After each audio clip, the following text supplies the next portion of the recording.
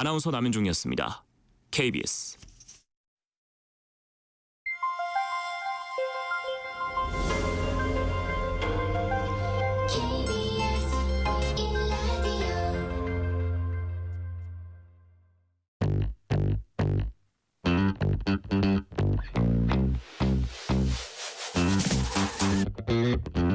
KBS 1라디오 뉴스레터 K.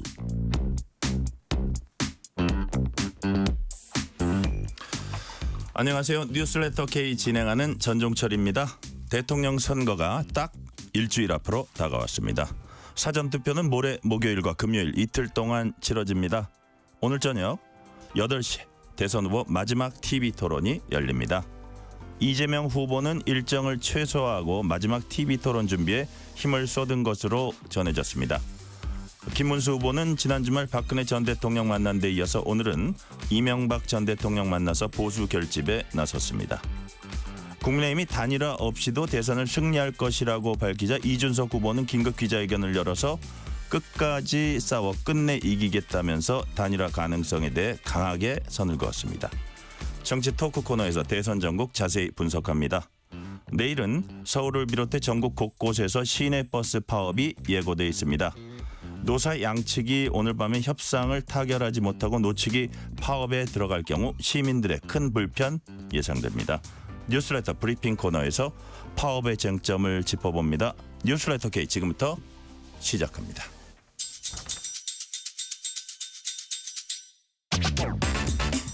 뉴스레터 K 정치 토크입니다. 신현영 민주당 선대위 대변인, 강전의 국민의힘 대변인 나오셨습니다. 어서 오세요. 안녕하세요. 시내에서 막 달려오시느라고 힘드셨죠? 네, 제가 광화문에서 오는데 네. 택시 타고 왔는데 길이 엄청 막히더라고요. 그러니까 아니 요즘 이렇게 TV 틀면 이 두 분밖에 안 나와요. 우리 신현영 의원님하고 강전의 대변인밖에. 자, 우리 프로그램을 빛내주셔서 다시 한번 이 자리를 빌어서 제가 감사를 드립니다. 네, 불러주셔서 영광입니다. 네, 그 얘기 들으려고 한 건 아니고요.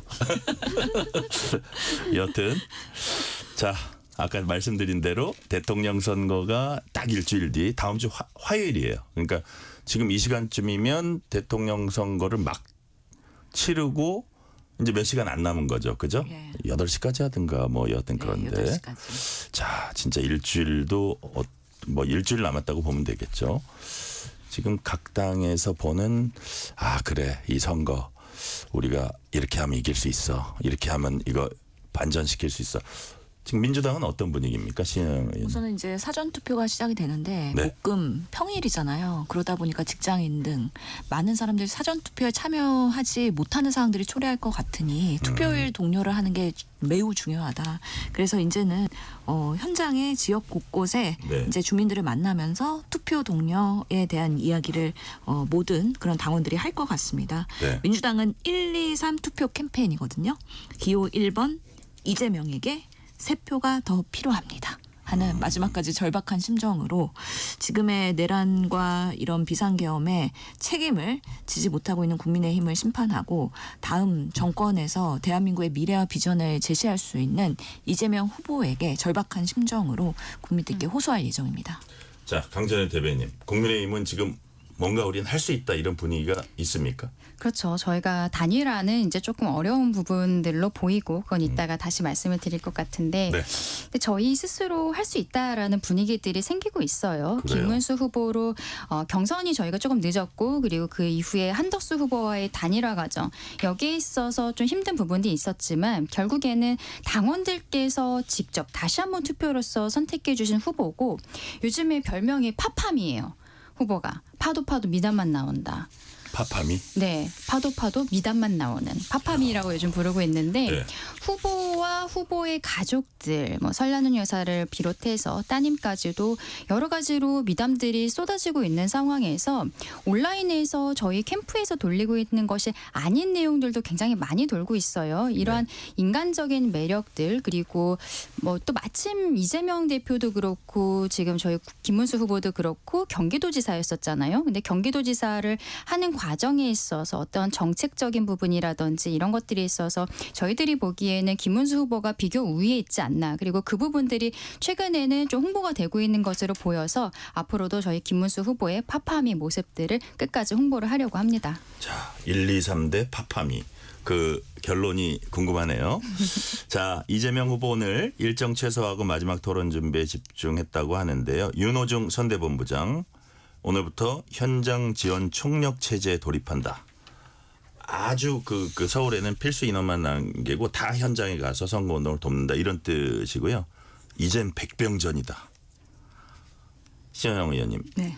선거 막판 총력 체제. 그렇죠. 최선을 다해야죠. 긴장의 끈을 놓지 않고. 네. 정말 근데 아까 파파미라고 하셔갖고 저는 파파미가 아니라 파파망, 파파거, 뭐예요? 파도 그거? 파도 망언, 파도 거짓말. 여러 가지 사례들이 있는데 이따가 말씀을 드리도록 하고요. 우선은 윤호중 총괄 선대위원장이 이제는 현장을 누비면서 지역을 샅샅이 유권자들을 만나러 간다라는 그런 지금 총력전을 백병전으로 표현을 했어요. 그랬기 때문에 국민 한 분 한 분을 간절히 설득해 달라. 그리고 겸손한 자세, 진짜 대한민국을 만든 초석을 단단하게 만들어 달라라는 요청을 한 만큼 저희는 방심하지 않고 끝까지 지금 막판 총력전을 하면서 아마 보수나 진보나 모두 집결할 가능성이 있고요. 지난 총선에도 사실 부산에서 그런 보수의 집결이 있었기 때문에 저희가 사실상 지역 선거에서 어려움이 있었습니다. 그렇기 때문에 일주일이라면 어떻게 보면 짧지만 매우 긴 시간일 수도 있기 때문에 낙관하지 말고 매우 신중하게 국민들을 겸손하게 섬기는 자세로 끝까지 최선을 다한다. 결국에는 통합과 안전을 꾀할 수 있는 대한민국의 미래를 제시할 수 있는 후보가 누구겠느냐에 대해서 국민들께서 많은 관심과 꼭 참여로 심판과 그리고 지지를 해주셨으면 하는 마음입니다. 네, 끝까지 긴장의 끈을 놓지 않고 겸손한 자세로 국민께 다가가면서 최선을 다한다는 뜻으로 제가 딱 해석이 되네요. 김문수 후보 지난 주말 박근혜 전 대통령, 오늘 이명박 전 대통령 만났습니다. 그리고 박근혜 전 대통령은 오늘 박정희 전 대통령 유경수 여사 생가 이제 방문했다고 하는데 김문수 후보가 방문하는 거 보니까 방문하고 싶어졌다. 자, 당전의 대변인, 이게 네. 보수 결집에 도움이 좀 될까요? 그럼요. 큰 도움이 된다고 생각합니다. 어쨌든 저희 당이 배출했던 두 분의 대통령이고 이분들에 대해서 아직도 존경심을 가지고 계신 보수 유권자층이 많거든요. 그리고 저희 김문수 후보 같은 경우에는 경선에서 8명 중에 1명이었을 때는 어떻게 보면 가장 오른쪽에 계신 분으로 강성의 분으로 좀 분류가 됐었는데 당의 얼굴로서 결국 한 명의 후보로서 되었을 때는 조금 더 중도 확장적인 메시지들을 내고 있는 것도 사실이에요. 과거에는 경선 때는 뭐 사전투표 폐지라든지 이런 것들도 공약으로서 이야기를 했습니다만 결과적으로 그것은 당의 후보로서의 공약엔 들어가지 않았고 본인 스스로도 이번에 사전투표 하겠다. 여기에 대해서 마음을 놓고 투표에 나와달라라고 적극적으로 홍보를 하고 있거든요. 윤석열 전 대통령이 자진탈당이라는 형태를 띄었습니다만 결과적으로 당에서 계속적인 노력이 있었던 것이고 그 이후에 당에서는 중도 확장적인 메시지들을 내는 것이 조금 수월해진 것도 사실입니다. 그러면서 당원 개정 절차도 바로 오늘부터 이제 착수를 시작을 했거든요. 네. 당원 자체 그 과거 탄핵에 대한 반성의 메시지들을 넣고 그리고 대통령의 당무 개입에 대해서 금지하는 내용들이 들어갑니다. 이게 어떻게 보면은 당연한 내용은 맞아요. 뭐 법에도 이미 규정이 되어 있고 이렇긴 합니다만 저희 입장에서는 당이 앞으로 지속 가능하게 하기 위해서 과거에 대한 반성 그리고 쇄신하는 모습을 보여드리기 위한 선언적인 의미라고 보여주셨으면 좋겠는데 근데 후보가 어떻게 보면은 경선 때는 강성의 모습이었다가 지금 중도 확장적인 메시지를 내고 있기 때문에 기존의 강성 지지층들께서는 조금은 서운한 생각들을 가지실 수도 있어요. 네. 이러한 것들을 박근혜 전 대통령, 이명박 전 대통령께서 목소리를 내주심으로써 또 저희가 하나로 될 수 있지 않나. 특히 이준석 후보와의 단일화가 지금 요원해 보이는 상황에서 보수의 적장자가 이준석이다라고 지금 이야기를 하고 있습니다만 저희 측에서는 당연히 적장자가 저희라고 생각을 하는 것이죠. 김문수 후보라고 생각을 하고 있기 때문에 이러한 부분에 있어서 보수의 그 기존 유권자층께서 많이 계시는 지역에서도 이런 네. 모습들을 보여드리고 있다라고 생각합니다. 네, 오늘 김문수 후보는 이낙연 새미래민주당 상임고문과 공동정부 개헌합의 등 연대 방안 발표했습니다. 사실상 이낙연 고문이 김문수 후보 이제 지지를 선언을 한 건데 자, 민주당 반응부터 먼저 봐볼게요. 이번 연대를 아주 원색적으로 비난했습니다. 반헌법적 협잡이다. 자, 김민석 민주당 선대위원장은 변절한 정치인 행보의 끝이다. 자, 이게 사실 그 문재인 정권에서 국무총리, 민주당 당대표 지낸 분이잖아요. 그래서 이 부분은 신영 대변인 보시기에 이게 뭐 어떤 효과라 그럴까 그 영향을 가져올 수 있다고 보세요. 어떻게 보세요? 별 영향이 없죠. 실제로 지난 총선에서 이낙연 전 총리가 호남에 출마해서 현재 민영배 의원 지역구에서 13.8% 얻었거든요. 민영배 의원은 그때 76% 얻었습니다.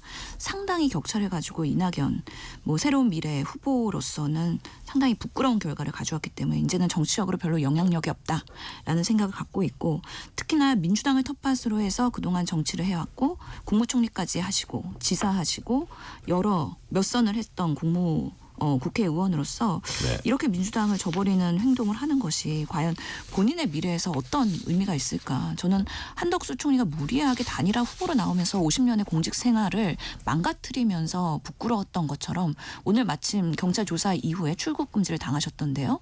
내란에 있어서의 책임을 벗어나지 못했던 그런 부분에 있어서 마지막까지 이런 안타까운 그 정치를 했던 거에 대해서 그냥 정치인의 한 사람으로서는 그냥 좀 씁쓸했는데 이낙연 총리를 보면서도 한때 저희 21대 국회에서는 저희의 당대표셨거든요. 그리고 정말 전도 유망한 뭔가 미래 지도자로서의 그런 리더십을 보일 기대를 했었는데 이런 식으로 180도 변절을 하시고 특히나 반명이라는 생각만으로 지금 김문수랑 손잡은 거 있잖아요. 그것이 공동정부를 구성하는 데 있어서 국민들한테 호소력이나 의미가 있을까에 있어서는 그렇지 못할 것이라는 생각이 듭니다. 그리고 지금 그 문재인 정부 출신 인사 포럼 사의제가 네. 이미 이낙연 대표를 고문해서 제명하기로 오늘 결정을 했습니다. 그리고 불과 얼마 전까지만 해도요. 그 이낙연 전 상임 고문이 유튜브에서 본인 대통령 선거 이번에 출마하지 않기로 했다라고 의견 밝히면서 다른 사람 선거 돕지도 않겠다라고 얘기하셨어요. 그런 지 불과 며칠 되셨다고 이렇게 갑자기 또 손잡고 김문수 후보 지지하는지 정말 해도 망가져도 너무 망가졌다. 더 이상은 우리가 어떻게 손을 쓸 수 없는 그런 본인의 그런 정치적 여정을 이렇게 씁쓸하고 어떻게 보면은 후배들한테 부끄러운 모습으로 마무리를 할 수 있을지 적어도 그런 모델은 되지 말아야겠다는 안타까움을 느꼈습니다. 자, 강찬희 대변인 이제 신영 의원님이 민주당 입장에서 이제 강하게 이제 말씀을 해주시고요. 근데 김문수 지지 선언을 하면서 괴물 독재 정권 탄생을 막겠다 이랬거든요. 그러니까 어쨌든 이재명 후보에 대한 강한 반감은 좀 감지가 돼요. 어떻게 보셨습니까? 그렇죠. 결국에는 괴물 독재라는 것이 이재명 대표를 지칭을 하는 거잖아요.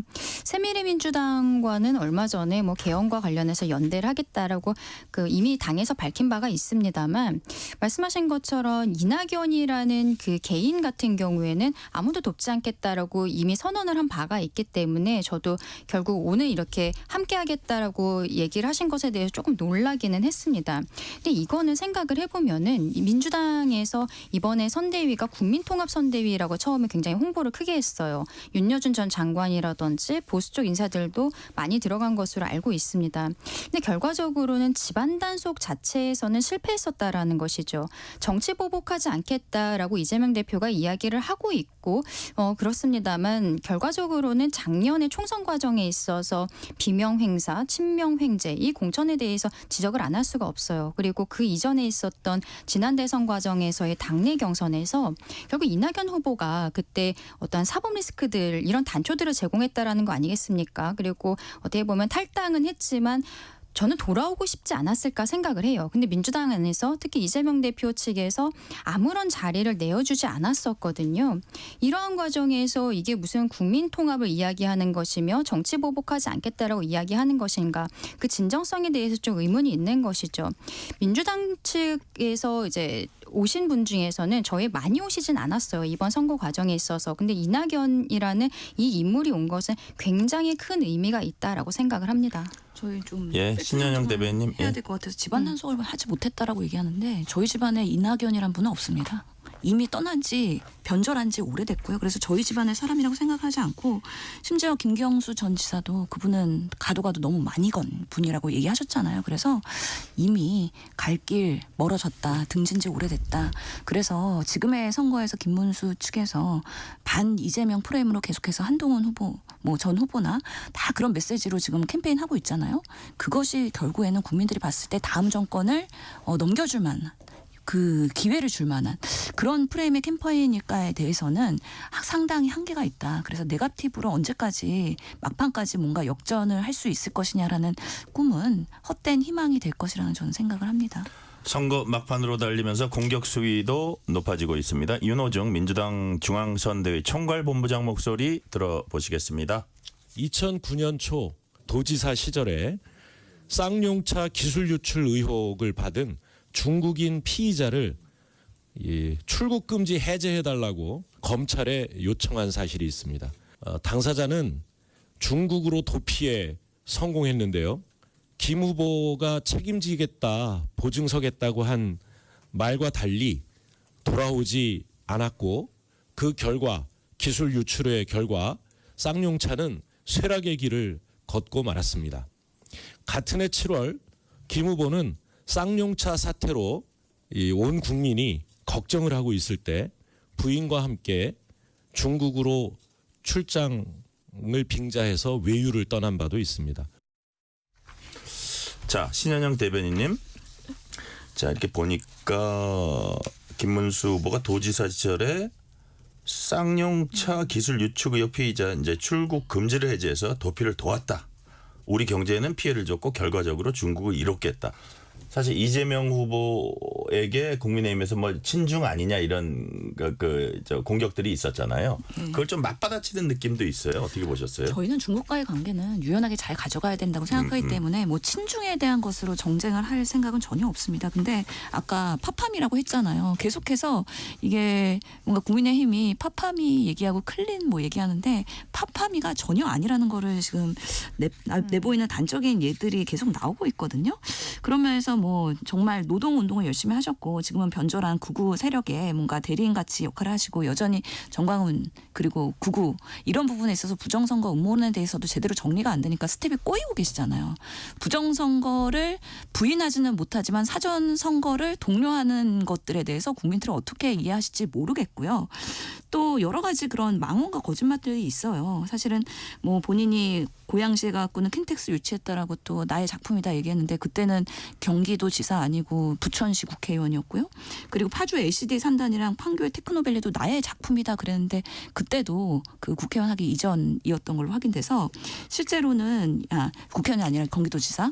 그래서 이게 타임라인이 맞지 않는데 다 가시는 곳마다 나는 아주 훌륭하게 뭔가 지사의 역할을 하셨다라고 거짓말을 하셨고 저희가 팩트체크를 한 바가 있어요. 근데 그런 것들을 저희가 크게 부풀리지는 않아요. 그것보다는 대한민국의 미래를 위해서 우리가 어떤 정책을 구현해야 되는지 민주당의 그런 공약과 정책과 약속을 알리기에도 시간이 많이 부족하기 때문이거든요. 그랬더니만 그걸 호도해갖고 파팜이라고 하니까 정말 기가 찰 노릇이고 본인들의 들보는 못 보고 있는 국민의힘이 아직 준비가 덜 됐구나라고 생각이 드는 거고요. 2009년에 경기도지사 시절에 이 쌍용 기술 유축 의혹을 받은 중국인 피의자를 출국 금지 요청을 한 게 경기도지사 김문수가 맞아요. 그거는 본인이 인정을 해갖고 그냥 기사로 박제가 돼 있는 부분이거든요. 그래서 본인이 책임지겠다고 하면서 출금 해제를 해달라 그래서 실제로 출금 해제하고 출국을 하셨죠. 근데 그 결과 제대로 된 이런 조사나 이런 것들이 어려웠고 실제로 쌍용차는 세력의 길을 걷고 있잖아요. 그 부분에 있어서 도지사로서 책임이 없는 것이냐. 본인이 매우 유능하다고 자랑을 했기 때문에 그렇지 않은 반전의 그런 근거들이 계속 나오고 있는 상황에서의 오늘의 그런 논평이었다라고 말씀드릴 수 있겠습니다. 자, 강자연 대변님. 네. 민주당은 뭐라 그랬냐면 이제 윤호중 본부장이 김문수 후보는 20년은 볼셰비키, 30년은 파시스트. 이 두 가지의 공통점이 뭔지 아세요? 사자성어라는 거. 둘 다 네 글자로 운율이 좀 맞는데 여튼 이재명이 친중인지 김문수가 친중인지 봐야 할 것이다 이런 얘기를 했거든요. 이런 부분은 어떻게 보세요?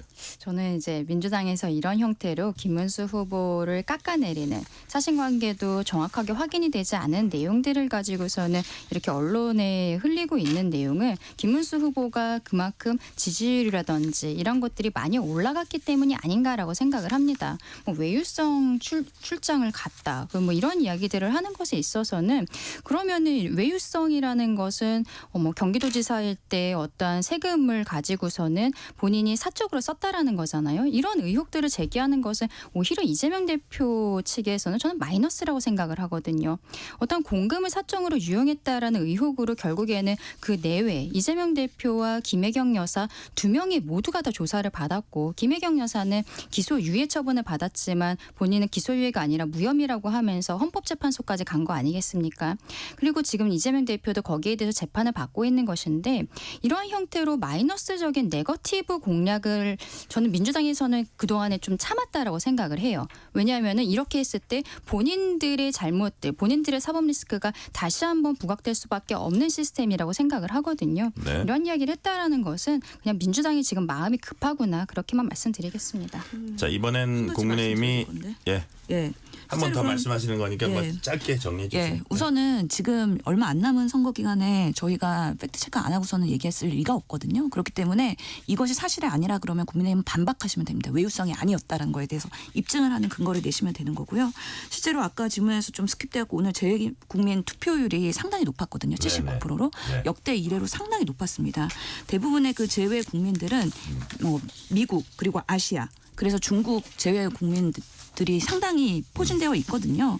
그렇기 거의 때문에 80% 가까이 됐죠. 예, 네. 정말 이 내란에 대해서 해외에 있으면 많은 사람들이 대한민국을 걱정하게 되고요. 많은 외국인들이 너네 나라 괜찮니? 라고 걱정을 해줍니다. 그렇기 때문에 이번에 제대로 된 대통령이 나와서 대한민국을 이렇게 망가뜨리거나 후퇴시키지 말아야 된다라는 그 정말 애국심의 절박심에서 미국도 정말 큰 나라기 때문에 그리고 중국도 큰 나라기 때문에 이 투표하려면은요 상당히 비행기 타고 오기도 하거든요. 네. 그럼에도 불구하고 이렇게 절박함이 제 외국민한테서 나타난 거는 이렇게 친중에 대한 몰이를 하고 이런 방식으로 중국에 사시는 많은 우리 한국인들에게 모욕감을 주고 경제적으로 어려움을 준 거에 대한 반성이 분명히 심판으로 나타난 거다라고 저는 생각합니다. 자 그럼 말씀 나온 김에 국민투표 한 80% 가까이 나온 의미.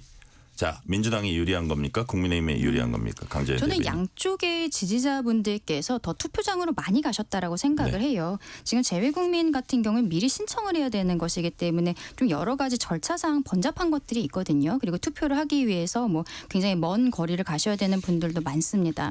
민주당 입장에서는 이것이 어떠한 비상계엄으로 인해서 그 뒤에 윤석열 전 대통령이 파면을 당했기 때문에 하게 되는 조기 대선이니까 이 높은 투표율이 본인들에게 유리할 것이다라고 이야기를 하는 것으로 보이는데 저는 꼭 그렇게 생각하지 않는 게 탄핵 심판 과정에 있어서 오히려 국민의힘의 지지율이 더 높게 나오는 여론조사들도 있었어요. 그거는 당시에 그동안에 정치에 조금 무관심에 있었던 국민들께서 민주당의 전행에 대해서 다시 한번 알게 되는 계기가 된 부분들도 분명히 있었거든요. 거기에 그런 부분에 대해서 생각하시는 재외국민들께서도 많은 분들께서 투표장으로 오셨을 것이다라고 생각합니다. 네 이번엔 국민의힘이 이재명 후보를 어떻게 공격을 취했는지 살펴봅니다. 김정재 국민의힘 중앙선대위 미디어본부장 얘기 들어보시겠습니다. 다들 지난 2018년 당시 경기도지사 선거에 나선 이재명 후보가 당선 직후 방송과 인터뷰했던 장면을 기억하실 겁니다. 모 언론에서 여배우 스캔들에 대해 물어보자 과잉 반응을 보이기 시작했고 급기야 대변인 이거 하고 더 이상 하지 마. 엉뚱한 질문을 자꾸 해서 안 돼. 딴 얘기하면 내가 끊어버릴 거야. 안 해. 다 커트야. 라며 실제로 인터뷰 도중 이어폰을 빼고 스스로 강제 종료시킨 적이 있습니다. 여측 2심, 화장실 갈 때 마음과 올 때의 마음이 다르다는 것을 여실히 보여준 사례입니다. 당선 전에는 언론에 열심히 쉐쉐를 외치다가도 당선 직후에는 언론이 예의가 없다며 폭압적인 독재자의 속내를 드러낸 것입니다. 자 강전의 대변인. 그러니까 이게 좀 불편한 질문에 대해서 이게 좀 약간 감정을 드러냈다는 건데 그게 당선 이후에 달라지는 거하고 직접적 연관이 있습니까? 지금 김정재 의원은 그렇게 이제 주장을 하고 있는데 당선 이후에는 많이 달라질 거다 이렇게 예상을 하고 있나요? 이재명 대표의 그 진정성에 대해서 많은 국민들께서 늘 의구심을 갖고 계시기 때문인 거죠. 앞서 말씀드렸던 뭐 정치 보복하지 않겠다라고 이야기를 했습니다만 그동안의 궤적, 삶의 궤적 그리고 정치인으로서의 궤적을 보았을 때는 그게 과연 진정성이 있을까? 조금 아까 그 정치 보복 얘기한 그게 기자회견이었었는데 네. 이재명 대표가 어제였나요? 처음 이제 기자회견을 했어요. 근데 그 과정에 있어서 언론에서 물어본 겁니다. 그동안에 언론중재법 개정안 이런 이야기를 하면서 민주당이 여러 가지로 좀 제소를 남발하지 않았냐 이런 것들에 대해서 지적을 하니까 이재명 대표가 중요한 얘기 먼저 하자. 이 얘기는 뭐 중요하지 않은 것 같다라는 형태로 넘어가 버리는 거예요. 언론과의 관계 설정에 있어서 이게 지금 중요하지 않다라고 하면서 넘어가 버리는 거. 저는 사실 그 영상을 보면서 지금 김정재 의원이 얘기한 예의가 없어. 언론에게 예의가 없어라고 이야기했었던 그 장면이 바로 떠오른 부분들이 있었거든요. 이재명 대표는 결과적으로 본인이 지난번 대선 과정에 있어서도 이미지 메이킹을 위해서 본인과 김혜경 여사의 이미지 메이킹을 위해서 예산을 한 5,800만 원 정도 들였었다라는 거. 그거 결국 우리가 세금으로서 보전을 해준 비용이었기 때문에 그 금액이 확정이 된 것을 저희가 알아볼 수 있었던 것인데 이미지 메이킹을 하는데 돈을 쓸 것이 아니라 본인의 행동 여기에 대한 진정성을 국민들께 설득을 시켜야 되는 것이 먼저가 아닌가 그런 것을 지적한 내용이라고 생각합니다. 자, 국민의힘의 이런 주장. 신하영 대변인 어떻게 보세요? 혹시 강전혜 대변인은 그거 풀로 보셨어요? 아니면 쇼츠로 보셨어요? 어떤 거요? 지금 이재명 대표의 후보의 기자회견에 대해서요? 저는 그 부분 영상 인터뷰 부분을 그렇죠. 봤어요. 그 네. 부분을 보니까 오해를 하는 거예요. 이게 전체 그날 12시 저도 현장에 있었는데 11시에 시작해서 12시 15분 정도 끝났거든요. 그래서 한 75분 정도 엄청나게 많은 기자의 질문을 받았어요. 근데 그 흐름이 어떻게 됐냐면 결국에는 집권하게 되면은 정책의 우선순위를 뭘 할 거냐에 대한 여러 질문들이 나왔거든요. 연속적으로. 그래서 사법개혁은 어떻게 할 거냐 아니면 검찰개혁은 어떻게 할 거냐 이런 부분에 있어서의 그런 질문들이 꽤 있었고 민감한 질문들이 상당히 있었습니다. 근데 계속 얘기했던 게 이재명 후보는 하루라도 민생과 경제를 살려야 되기 때문에 그리고 성공하는 정부를 만들려면 국민들이 꼭 우선적으로 필요한 것부터 해야 되기 때문에 지금 중요한 그런 민생 경제를 우선순위를 갖고 할 것이고 개혁과제에 대해서는 추후에 고민하겠다라는 방식으로 우선순위의 정책에 대해서 얘기한 것이거든요. 그렇기 때문에 언론개혁에 대해서 누가 질문을 했을 때 언론개혁 지금 당장 검토할 내용이 아니다. 라는 의미에서의 그런 답변이 나온 거거든요. 그래서 사실은 어떻게 보면은 지금 언론개혁을 당장 검토하고 있지 않은 그래서 오히려 언론이 사실 개혁을 당한 대상이라고 생각하면 상당히 또 이게 불편하고 그런 민감할 수가 있는데 그런 부분에 있어서의 우리 이재명 후보의 그런 생각을 확인할 수 있는 중요한 계기였거든요. 그러면서 이 부분을 다시 설명을 드리고 싶고 실제로 2018년에 경기도지사 선거 당시에 이런 부분들은 당연히 어떻게 언론에 대한 존중이 부족했다는 거를 여실히 드러나고는 있지만 7년이 지났습니다. 그리고 그 과정에서 당대표 2번 했고요. 그리고 총선에 나왔습니다. 그리고 대선에 2번째 나오고 있습니다. 정치인들도 처음부터 완벽할 수 없어요. 실제로 불안정하고요. 계속해서 정치의 여정을 하면서 본인을 가다듬고 또 정제해 가면서 그러면서 성숙한 모습을 보이는 거기 때문에 7년 전에 이재명 후보와 지금의 이재명 후보는 다를 수밖에 없다. 그리고 민주당이 워낙에 거대 당이기 때문에요. 한 사람이 쥐락펴락할 수 있는 상황은 아닙니다. 지금도 상당히 매일매일 캠페인과 여러 가지의 시스템이 조직별로 일사불란하게 돌아가고 있기 때문에 그런 면에서 리스크 관리가 충분히 되고 있기 때문에 2018년의 것을 다시 소환해 갖고 이렇게 하는 부분은 정말 이재명 후보야말로 파도 별로 팔 거 없으니까 이런 거 다시 소환하는 거 아닙니까? 새로운 게 안 나오지 않습니까? 국민의힘의 캠페인의 네거티브 중단하고 앞으로는 정말 미래 비전을 얘기할 수 있는 경쟁이 됐으면 좋겠습니다. 실시간 교통 상황 알아보겠습니다. 교통정보센터 김민희 리포터 나와주세요. 조금 이른 퇴근 정체가 빠르게 늘고 있습니다. 서울 시내 강변북로 구리 쪽으로 양화대교 부근 2차로에서는 사고가 나면서 부근으로 많이 혼잡합니다. 경부고속도로 서울 방면으로는 먼저 안성에서 안성분기점 사이로 정체고요. 더 가서 오산 부근 사고는 빠르게 처리가 마무리됐습니다. 그 후로는 양재부터 반포 사이로 더디게 지납니다. 반대 부산 쪽으로도 먼저 반포부터 서초 사이로 정체되고 이후 망향휴게소 부근에서 있었던 사고는 처리가 마무리됐지만 북천 안에 부근에서 천안 사이로 정체 남아 있습니다. 영동고속도로 인천 쪽으로 강천터널 부근 1차로에서는 오늘도 작업을 하고 있어서 문막 일대로 속도 줄여 지나고요. 더 가서 이천 일대의 정체도 작업 여파입니다. 고로는 양재에서 양재터널 사이와 동수원에서 북수원 부근, 다시 둔대분기점에서 반월터널 사이와 또 월곶분기점에서 영동선 시점 일대로 더디게 지납니다. 그 밖에 중앙고속도로 춘천 쪽으로 춘천분기점 일대의 정체도 작업 여파입니다. KBS 교통정보센터였습니다. 퇴근길 당신과 함께 읽는 세상 이야기 KBS 일라디오 뉴스레터 K 문자 샵 9730 짧은 문자 50원 긴 문자 100원 어플리케이션 콩은 무료 유튜브 KBS 일라디오 계정 채팅창도 열려 있습니다.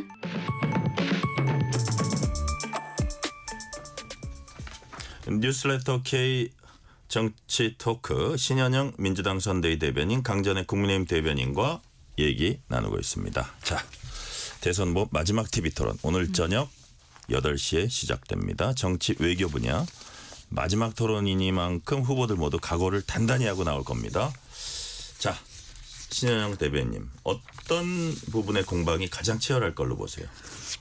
정책 비교? 아니면 네거티브 어느 쪽이? 둘 다 적절히 할 거로 보이는데요. 그래요? 아무래도 이재명 후보가 1위 후보기 때문에 상당히 이번에 마지막 후보 토론이기 때문에 이준석 후보도 그렇고 김문수 후보도 네. 계속해서 공격을 해올 거라고 생각을 합니다. 우선은 정치 분야이기 때문에 사실 정치인으로서는 가장 피 튀기게 토론을 할 거라고 보이고 네. 특히나 이 비상계엄과 탄핵 이런 내란 이런 부분에 있어서의 김문수 후보의 그러면은 내란 세력과의 관계 설정, 정강훈 후보와의 관계 설정, 윤석열 전 대통령과의 뭔가 정리, 김건희 여사의 그런 부분들이 또 언급될 가능성이 있다고 생각을 하고 또 지금 여야가 모두 여야 아니고 국민의힘과 그 민주당이 모두 개헌에 대해서는 긍정적인 또 입장이기 때문에 사념 중임제로 갈 것이냐 아니면 연임제로 갈 것이냐에 대해서 어느 부분에서의 장단점이 있느냐에 대한 공방이 또 있을 수 있을 거라고 생각을 합니다. 그리고 실제로는 다음 정권은 정말 통합을 이야기해야 되기 때문에 이렇게 반으로 쪼개진 대한민국의 정치에서 어떻게 상대를 포용하고 더 나은 협력과 합의의 정신을 구현할 수 있는 실력 있는 후보가 누구인지에 대해서 좀 각 후보들이 그런 면모들을 보여주면 좋을 것 같은데요.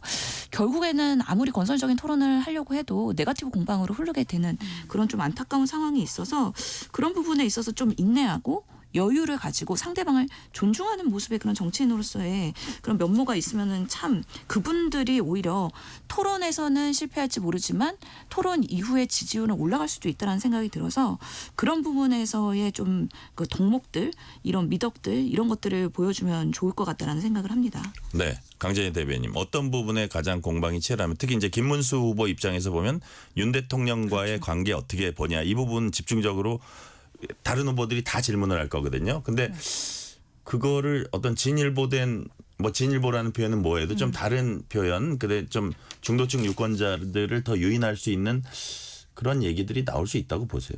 저는 전향적인 입장이 나올 가능성이 있다라고 생각합니다. 그래요? 지금 말씀하신 것처럼 김문수 후보에 대해서는 나머지 3명의 후보가 다 윤석열 전 대통령과의 관계에 대해서 명확하게 후보의 입으로 이야기를 해달라는 얘기를 할 거예요. 비상계엄에 대해서는 그 당의 후보가 된 다음에 2차례 정도 공식적으로 사과를 했습니다만 네. 윤석열 대통령과의 관계는 뭐 당원 개정이라든지 이런 형태로 어떻게 보면 약간 돌려서 이야기하는 듯한 느낌이 있었거든요. 그럼 여기에 대해 어떻게 생각하는지 저는 특히 이재명 후보보다도 이준석 후보가 더 매섭게 몰아칠 거라고 생각합니다. 김문수 후보를? 네. 본인이 단일화를 못하겠다라는 이유가 바로 거기에 핵심이 있기 때문에 어떻게 보면 본인은 보수의 적장자라고 지금 이야기를 하고 있고 그 단일화를 부분을 어떻게 보면 이재명 후보는 이준석 후보가 막 하니까 굳이 뭐 나까지 하냐 뭐 한두 마디 하는 그런 형식이 될 가능성이 있어요. 토론에서도 시작점에서 권영국 후보가 이러한 이야기들을 하다 보니까 다른 후보들은 거기에 대해서 뭐 더 이상 묻지 않는 듯한 모습들이 제가 있었는데 그 얘기를 하는 거예요. 오늘도 아마 이준석 후보가 이재명 후보보다도 더 강하게 몰아치지 않을까 생각을 하고요.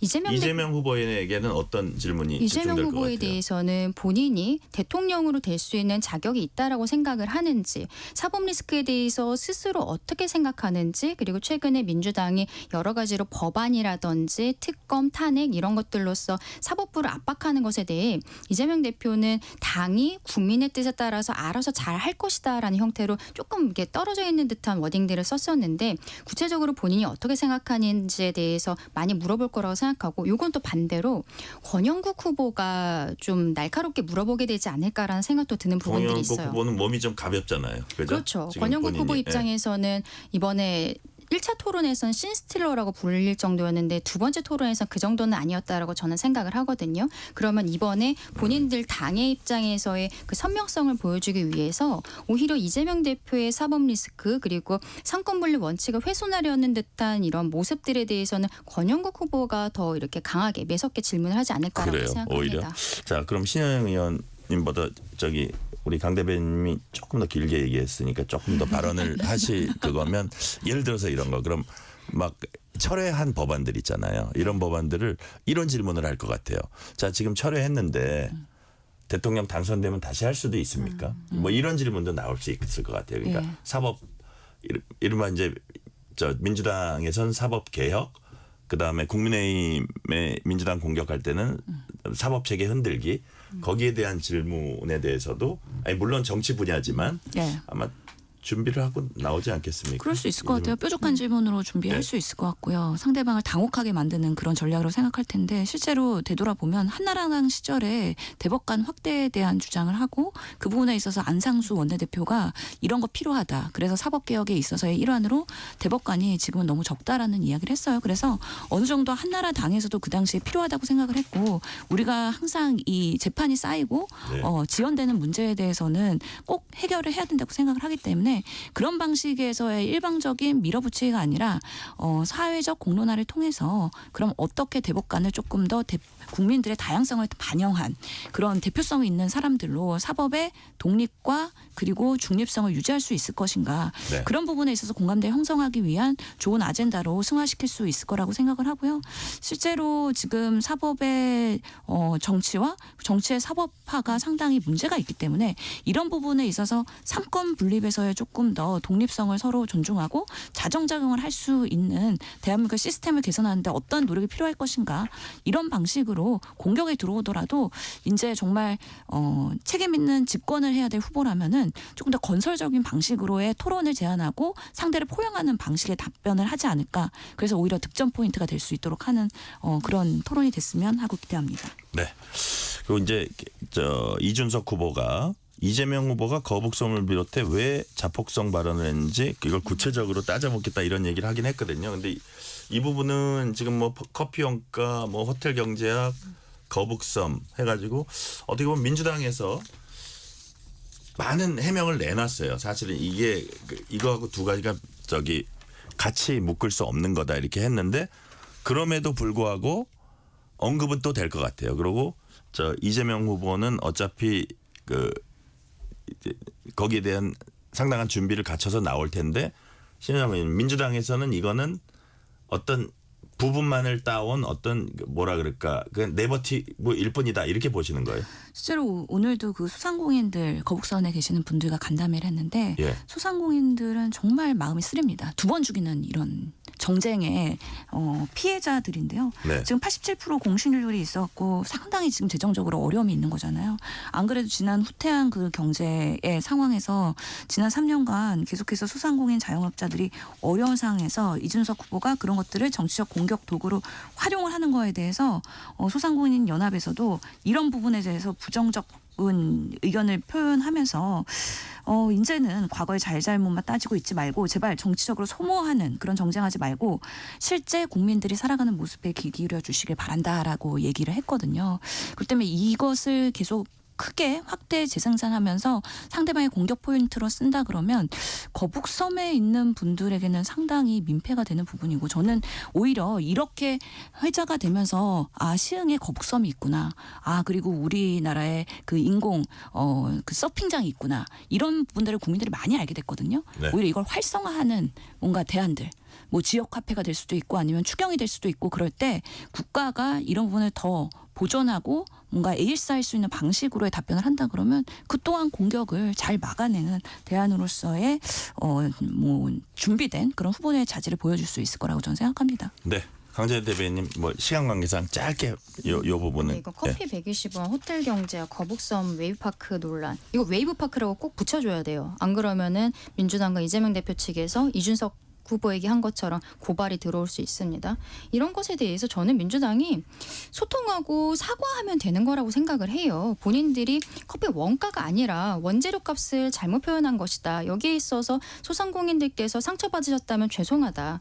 호텔 경제학에 대해서도 내가 2017년부터 SNS에 이런 형태의 그 이미지를 올리고 뭐 주장한 것은 사실이지만 좀 극단적으로 너무 과장해서 이야기했었던 부분들이 있었다. 그리고 거북섬에 대해서도 내가 유치를 해왔는데 이 웨이브파크가 지금 이렇게 활성화되지 못한 것에 대해서 책임감을 느낀다. 뭐 대통령이 된다면 더 신경 쓰겠다. 이런 형태로 이야기를 하면 되는 거거든요. 근데 지금 민주당과 이재명 대표는 굉장히 강압적인 모습들을 보이고 있어요. 오히려 커피 원가 120원 뭐 호텔 경제 이런 거를 이해하지 못하는 대다수의 국민들을 이해하지 못하면은 바보다. 라고 이재명 대표가 본인 스스로의 워딩으로 이야기를 하고 있거든요. 국민들께서는 소통하고 그리고 사과할 필요가 있으면 사과하는 이런 대통령을 원하신다라고 생각을 합니다. 저희가 윤석열 전 대통령이 그러지 못했었던 부분에 대해서 계속 사과하고 반성하고 쇄신하는 모습을 보여드리고 있는 것인데 네. 민주당도 어쨌든 헌법재판소 결정에 있어서 본인들의 전행 이런 것들이 지적됐지만 단 한 차례의 사과도 없었고 이번 선거 캠페인 과정에 있어서도 너무 강압적인 모습들을 보이고 있는 것이 아닌가. 이게 적어도 중도 유권자들에게는 오히려 마이너스가 될 것이다라고 생각합니다. 사전투표를 하루 앞둔 내일부터 새로운 여론조사 결과 공표가 금지되는 깜깜이 기간이 시작됩니다.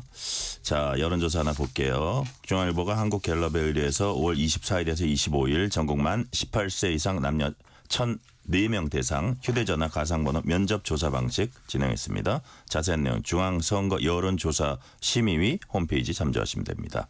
다자 대결에선 이재명 49, 김문수 35, 이준석 11, 권영국 1, 그다음에 양자 대결에서 이재명 52, 김문수 42, 이재명 51, 이준석 40.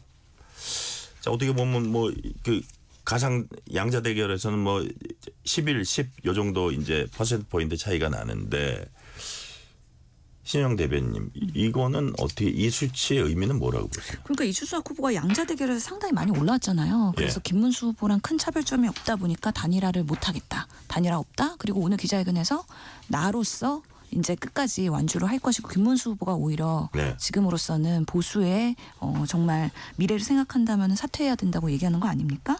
그만큼 이준석 후보가 오늘 토론회에서 어떤 실력의 면모를 보여줄지 모르겠는데 상당히 탄력이 받은 거는 사실인 것 같습니다. 그래서 양자가 아닌 이제 3자 대결로 끝까지 갈 것으로 생각이 되기 때문에 그런 부분에 있어서 김문수 후보의 표, 이준석 후보가 얼마나 소거할 것이냐, 그리고 이준석 후보가 제3지대 그리고 중도층에서 얼마나 표를 가져올 것이냐, 이런 부분들이 앞으로 일주일 동안의 관건이라고 보이고요. 네. 지금 김문수 후보는 한동훈 후보랑 이제 손을 잡지 않았습니까? 근데 여전히 내부에서는 친한과 친윤, 그리고 또 하나의 구구파인 김문수 후보 파가 아마 당권 다툼을 계속하고 있는 부분이 드러나진 않았지만 계속해서 그런 조짐들이 감지되고 있으면서 오늘도 뭐 윤상원 위원의 그런 이슈들이나 여러 가지 문제들이 드러나고 있는 것인데요. 그렇기 때문에 국민들께서는 아직 집토끼까지 포용하지 못하는 김문수 후보가 불안불안할 것입니다. 그래서 아마 김문수 후보는 TK, PK 그리고 집토끼, 보수 끝까지 구애하는 작전으로 캠페인을 마감하지 되지 않을까. 그러면서는 이준석 후보가 계속해서 남은 기간 동안에 중도층 표심을 공략하면서 이재명 후보를 상당히 공격적으로 위협하겠죠. 그런 부분에 있어서 얼마의 표심이 약간의 미동을 칠까가 앞으로는 좀 관전 포인트지 않을까라고 생각을 합니다. 제가 신현영 의원님 지금 얘기 들으면서 씩 웃었는데 왜냐? 내가 앞으로 한 두세 개 더 할 질문을 어떻게 예상을 하셨는지 그래서 혼자 제가 살짝 웃었고요. 자, 지금의 요 똑같은 질문으로 돌아와서 시간이 얼마 안 남았으니까 네. 강전희 대변님, 김용태 비상대책위원장 오늘 단일화에 연연 안 할 것처럼 네. 3자 구도에서도 이긴다. 그다음에 이준석 후보 긴급 기자회견 열어서 이준석 방식으로 계속 가서 결국 이준석이 이긴다. 네. 뭐 이러면서 뭐 양쪽을 다 비판했어요. 그 김문수, 이재명 양쪽을 다 비판했습니다. 자, 오늘로써 단일화의 불씨는 사실상 꺼졌다고 보시는 거예요? 저는 거의 그런 거라고 생각을 그래요? 합니다. 사실 어저께 제가 KBS TV를 나갔었는데 저희 앞에 코너에 천하람 개혁신당 의원이 나왔었거든요. 네. 근데 천하람 의원이 이야기하는 것을 대기실에서 들으니까 본인들이 뭐 경제적으로 어렵기 때문에 단일화가 현실적으로 하게 되지 않을까 이런 지적들에 대해서도 경제적으로 어렵지 않다라는 이야기들 그리고 네. 본인들이 단일화에 대해 전혀 생각이 없다는 것을 아주 강변을 하시더라고요. 자, 그러면 시간 관계상 제가 말을 잘라서 죄송한데, 자, 단일화를 안 하고 3자 구도로 네. 갔을 때 김문수 후보가 이길 수 있다? 저는 가능하다고 생각합니다. 이게 결국에는 양자 대결로 가게 될 거예요. 지금 여론조사 조금 아까 우리 본 거는 뭐 이준석 후보가 한 11% 보통 10% 내외 정도로 나오는 것으로 알고 있는데 이게 마지막에 되었을 때는 집결해야 되는 부분들이 있고 이재명만은 막아야 된다. 민주당만은 막아야 된다라는 이런 대의에 있어서는 김문수와 이준석이 공유를 하고 있다라고 생각을 하거든요. 보수 유권자층 그리고 중도 보수의 유권자층이 그런 생각들을 갖고 있습니다. 그러면은 지금으로서는 이재명을 막기 위해서는 김문수로 뭉쳐야 된다는 생각들을 많이들 하시게 될 거라고 생각해요. 네. 그리고 저는 결국에 뚜껑을 열어보았을 때는 이준석 후보가 지금 나오고 있는 여론조사보다는 훨씬 낮은 수치로 나올 것이라고 생각을 하고 저희 김문수 후보에게 많은 표가 가지 않을까 생각합니다. 자, 신영 대변인, 3자 구도로 갔을 때는 아무래도 민주당은 조금 더 뭐 안심이라는 얘기는 그래도 조금 더 편안하게 선거를 치를 수 있습니까? 어떻습니까? 아무래도 보수의 표가 분산될 가능성이 있으니까 양자보다는 덜 불안한 건 사실이긴 합니다. 네. 근데 이제 보수 지지자들이 그러면은 2번을 찍어야 되나 4번을 찍어야 되나 고민을 할 것 같은데요.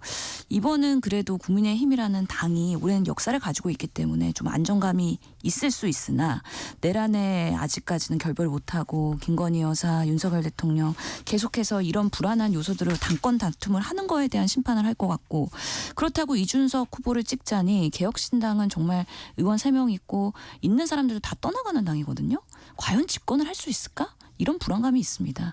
국민들께서는 지난 3년간 보면서 이제 불안하고 초짜인 사람들은 아직 대통령은 좀 섣부르구나라는 생각을 많이 하실 거기 때문에요. 그런 면에서의 또 4번을 찍는데도 상당히 고심을 할 겁니다. 근데 이번 선거는 정말 보수가 어렵다라고 생각을 하면 소신 투표할 거라고 봐요. 그러면서 또 4번을 많이 찍을 수도 있다라는 변수도 있기 때문에 한번 모든 걸 뚜껑을 열어봐야 되긴 하지만 저희는 뭐 어떤 상황이든 간에 막판 단일화를 배제하지는 못하잖아요. 사실은. 그렇기 때문에 항상 긴장의 끈을 갖고 있다라고 말씀드리겠습니다. 3893님 메시지입니다. 오늘 밤에 열리는 마지막 3차 TV 토론회 꼭 보겠습니다. 정책을 관심 있게 지켜보고 국민을 위한 후보에게 소중한 한 표 행사하고 싶습니다. 대한민국 화이팅입니다. 자, 어제 한동훈 전 대표가 김문수 후보 합동 유세 펼쳤습니다. 단상에 같이 올라간 건데요. 어떻게 보니까 이게 약간 단계를 밟은 것 같다는 느낌도 들고 그런데 처음에는 그냥 뭐 따로 하다가 그냥 김문수라는 이름 안 써 있는 티셔츠 입고 하다가 그 다음에 김문수 이름 했다가 이제 같이 약간 그런 것들도 생각했는지 그런 게 있었는데 또 중앙선대위 인선에서 친한계 인사들 대거 영입해가지고 다 이제 열심히 뛰게 만든 것까지 좋았는데 친윤계의 대표적인 친윤계 의원이죠. 윤상현 의원을 이제 공동선대위원장에 임명한 걸 두고 또 당내 갈등이 벌어지고 있어요. 자, 먼저 신현영 대변인님부터 이 부분 어떻게 보세요? 그래서 윤상현 의원 이제 임명 그냥 철회한다는 거잖아요. 오늘 네네. 기사를 보고 왔는데 네네. 계속해서 이제 친한계 그리고 친윤계 그리고 이제 김문수 계가 이제 구구계가 하나 생길지는 모르겠는데 당내 갈등을 하면서 이제는 이번 선거보다는 선거 이후에 패배에 대한 책임을 누구한테 줄 것이냐 그리고 당권 다툼에 있어서 누가 우위를 점할 것이냐 여전히 그런 부분에 있어서 구태가 보인다는 거죠. 권선동 원내대표도 여전히 지금 주요 리더십을 확보하고 있지 않습니까? 책임져야 되는 사람이 책임지지 않고 과거사를 정리하지 못하고 지금까지 억지로 끌고 오면서 반창고식 대응으로 봉합을 했기 때문에 끝까지 이런 갈등들은 불거질 수밖에 없다는 생각이 들고요. 그러니까요. 친한계 의원들 이렇게 겨우 통합하려고 이렇게 유입을 했는데 그 사이에 윤상현 의원을 쓱 끼워 넣어가지고 이렇게 발표하는 것 자체가 어떻게 보면은 서로한테는 너무 신뢰감이 없고 정말 좀 치사한 방식으로의 지금 선거를 하고 있는 거 아니냐.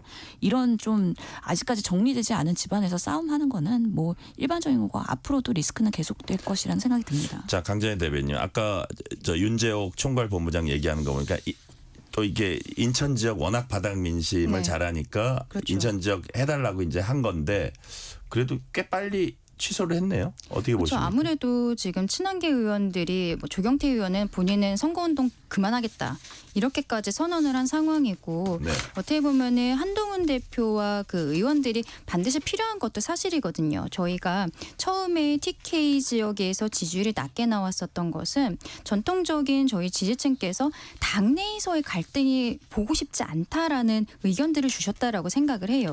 한동훈 후보 측에서 한동훈 전 대표 측에서 갑작스럽게 또 선거운동을 그만하겠다 뭐 이런 이야기를 한 것이 당에 있어서는 서운한 감정도 어느 정도는 있을 것이라고 생각하는데 지금은 어쨌든 원팀으로 가야 되는 시간이고 정말 내일 모레부터 사전투표가 시작이 되고 있기 때문에 더 이상 분란을 만들지 않겠다는 그 판단 하에 신속하게 결정이 나온 것이 아닌가라고 생각합니다. 네. 지금 시간이 1분 미만으로 남았는데 딱 20초씩만 15초 20초씩만 말씀해 주시면 마지막 일주일 동안 자, 신영 대변인, 이재명 후보는 어디에 특히 힘을 쏟을까요? 우선은 지금 수도권 중심으로 돌고 있거든요. 네. 그렇기 때문에 막판 이제 표심에 대해서 골목골목 다니면서 마지막 그런 선거 유세를 하게 될 텐데 결국에는 취약한 지역, 그동안 못 간 지역을 중심으로 할 텐데 영남을 한 번 더 갈 수도 있고 호남을 한 번 더 갈 수도 있고 아마 그거는 아직까지 일정에 대해서는 직전에 발표되는 거기 때문에 아마 구석구석 마지막 표심까지 찾아가는 그런 캠페인을 하게 되지 않을까 면에서 최선을 다하겠습니다. 네. 강재인 대변인. 저희도 마찬가지라고 생각을 해요. 예. 결국에는 서울과 수도권에서 결정이 날 것이라고 생각을 하고 최근에 여론조사를 보면 뭐 구체적인 수치 말씀드리기 어렵습니다만 저희가 처음에 김문수 후보로 그 후보가 정리가 되었을 때보다 지금 수도권 지역에서는 여론조사상으로 많이 올라온 것도 사실이거든요. 본인이 경기도지사를 했었고 그리고 뭐 파도 미담이었었던 이런 내용들이 많이 있었기 때문에 본인의 구체적인 성과들을 가지고 수도권 유권자들을 만나게 되지 않을까 그것이 자연스럽게 중도 확장적인 메시지로 이어질 것이다라고 생각합니다. 네. 오늘 말씀은 여기까지 듣겠습니다. 지금까지 신현영 민주당 선대위 대변인, 강전혜 국민의힘 대변인이었습니다. 자, 우리가 일주일 후에는 여기서 선거가 거의 다 끝나가는 것을 보면서 조마조마 얘기를 나눌 것 같습니다. 오늘 말씀 감사드립니다. 감사합니다. 뉴스레터 2부가 이어집니다. KBS 라디오 연중기획 희망충전 대한민국 640번째 이야기. 안녕하세요. 아나운서 유지원입니다. 3년차 간호사 24살의 유경 씨는 오늘도 고된 몸을 이끌고 집으로 향합니다.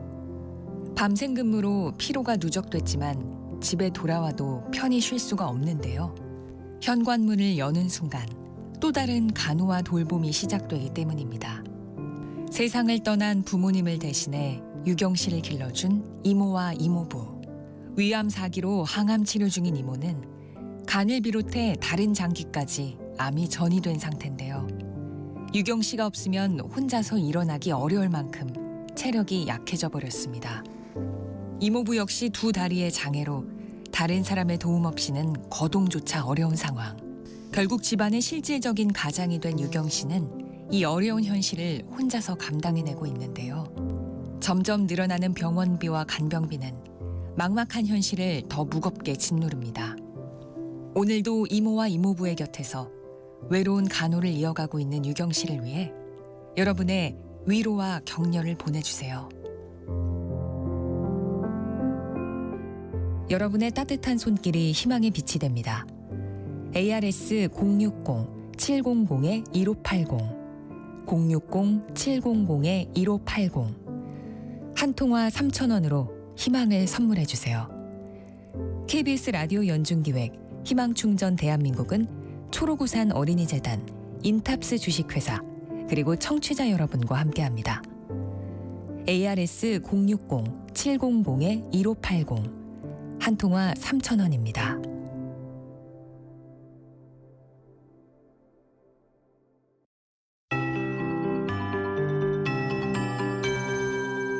KBS 58분 날씨.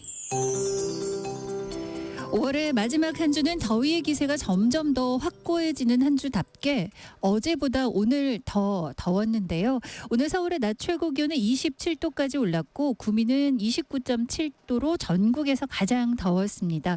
본격적인 여름 더위가 자리 잡는 한 주답게 내일도 덥겠습니다.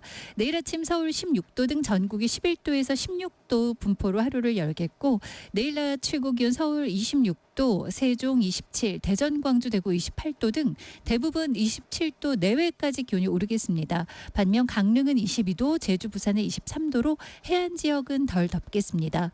대부분 낮 기온이 오르는 만큼 당분간 내륙 중심으로 일교차가 크겠고요. 이번 한 주간 낮 기온이 점점 오르면서 금요일은 서울의 낮 최고 기온 29도까지 예보가 돼 있습니다. 토요일도 서울이 28도까지 오르는 등 전국적으로 한 주 내내 28도 안팎의 낮더위가 이어지겠습니다. 현재 서울의 초미세먼지 농도가 나쁜 상황인데요. 중서부 지역의 오존 농도도 좋지 않아서 서울과 경기는 현재 오존주의보가 발효 중입니다. 대기질은 오늘 중서부 지역, 서울과 인천은 나쁘겠고요. 또 내일도 일부 중서부 지역과 남동부 쪽으로 대기질이 좋지 않겠습니다. 모레까지 오후부터 저녁 사이 동쪽 지역은 요란한 소나기가 지나겠습니다. 현재 서울 기온 25도입니다. 최영우였습니다.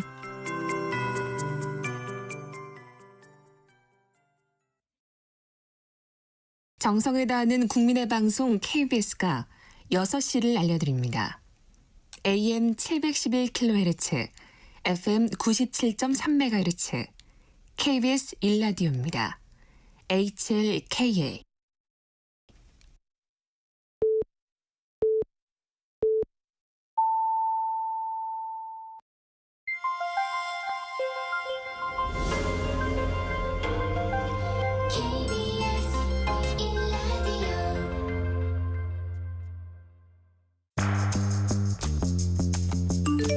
여러분은 지금 퇴근길 시사편지 한 장, KBS 1라디오 뉴스레터 K를 듣고 계십니다.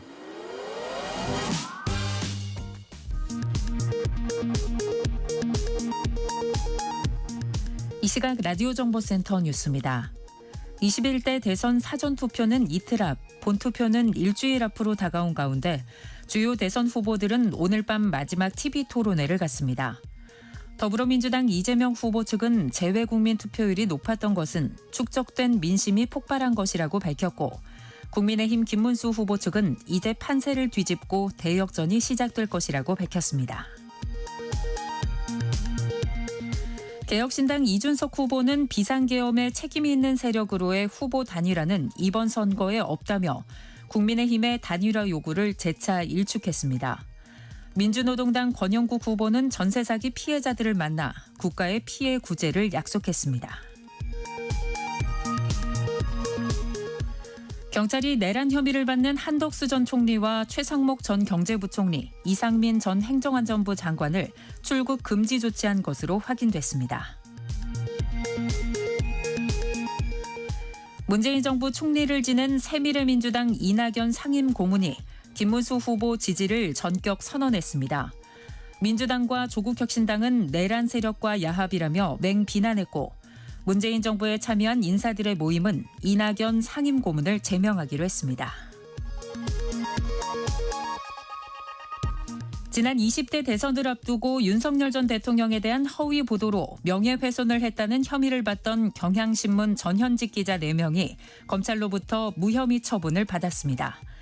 지금까지 라디오 정보센터 뉴스 편유희였습니다.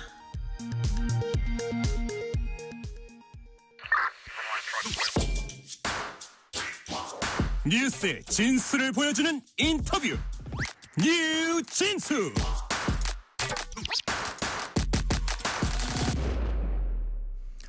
이재명, 김문수, 이준석, 권영국 4명의 대선 후보들은 조금 뒤인 저녁 8시부터 마지막 TV 토론을 벌입니다. 정치, 외교, 안보 주제입니다. 토론을 펼치고요. 또 상대방을 향한 네거티브 공세도 있을 걸로 예상이 되고 있습니다. 내일부터 대선 관련 여론조사 공표가 금지됩니다. 오늘은 이충영 국민의힘 선대위 대변인과 함께 김문수 후보 대선 캠프 분위기와 그 전략을 알아봅니다. 지금 전화 연결돼 있습니다. 이충영 대변인님 안녕하세요. 네, 안녕하세요. 이충영입니다. 네. 우리 이충영 대변인님은 제가 요즘 TV에서 자주 봅니다. 이렇게 김문수 후보의 동선에 항상 이렇게 좀 자리를 같이 하시는 일도 많은 것 같고, 이렇게 이제 기자들 이렇게 이제 소개하고 이렇게 어레인지 해주는 거 항상 제가 보면서 반갑기도 하고, 아, 참 고생하는구나 이렇게 생각도 하는데, 보통 그 뭐 지역 이렇게 돌아다닐 때도 같이 다니십니까, 보통은? 네, 전국적으로 유세 현장이 시간이 빠듯하게 움직이고 있고 하루에도 7군데를 다니고 계시기 때문에 네. 하루가 정말 점심 먹을 시간도 없을 정도로 시간이 가는 것 같습니다. 대변인도 거의 같이 따라다니시는 거죠? 그렇죠. 제가 현장 대변인 일을 하고 있어서 네. 기자들과도 소통하고 또 현장에서 후보님이 또 하루에 한두 번 정도는 브리핑이랄까 회견을 네. 하고 있어요. 그렇군요. 그런 부분들도 기자들 언론과 소통하고 또 이런 부분들을 많이 준비를 하고 있습니다. 네, 언론인 출신이시니까 뭐 누구보다 잘 하실 거라고 하시고 있다고 제가 얘기를 듣고 있고, 뭐 밥은 좀 드시고 다니십니까? 뭐 제대로 못 먹을 때가 많아요. 그러니까요. 점심 시간 같은 때는 유세 일정이 늘 쫓기다 보니까 차 안에서 대충 해결하는 때가 많은 것 같습니다. 네. 자, 2시간쯤 뒤에는 마지막 TV 토론 이제 시작됩니다. 정치 외교 안보 주제입니다. 김문수 후보가 오늘 뭐 오찬이나 이런 거 빼고는 주로 토론 준비에 집중하셨을 것 같아요.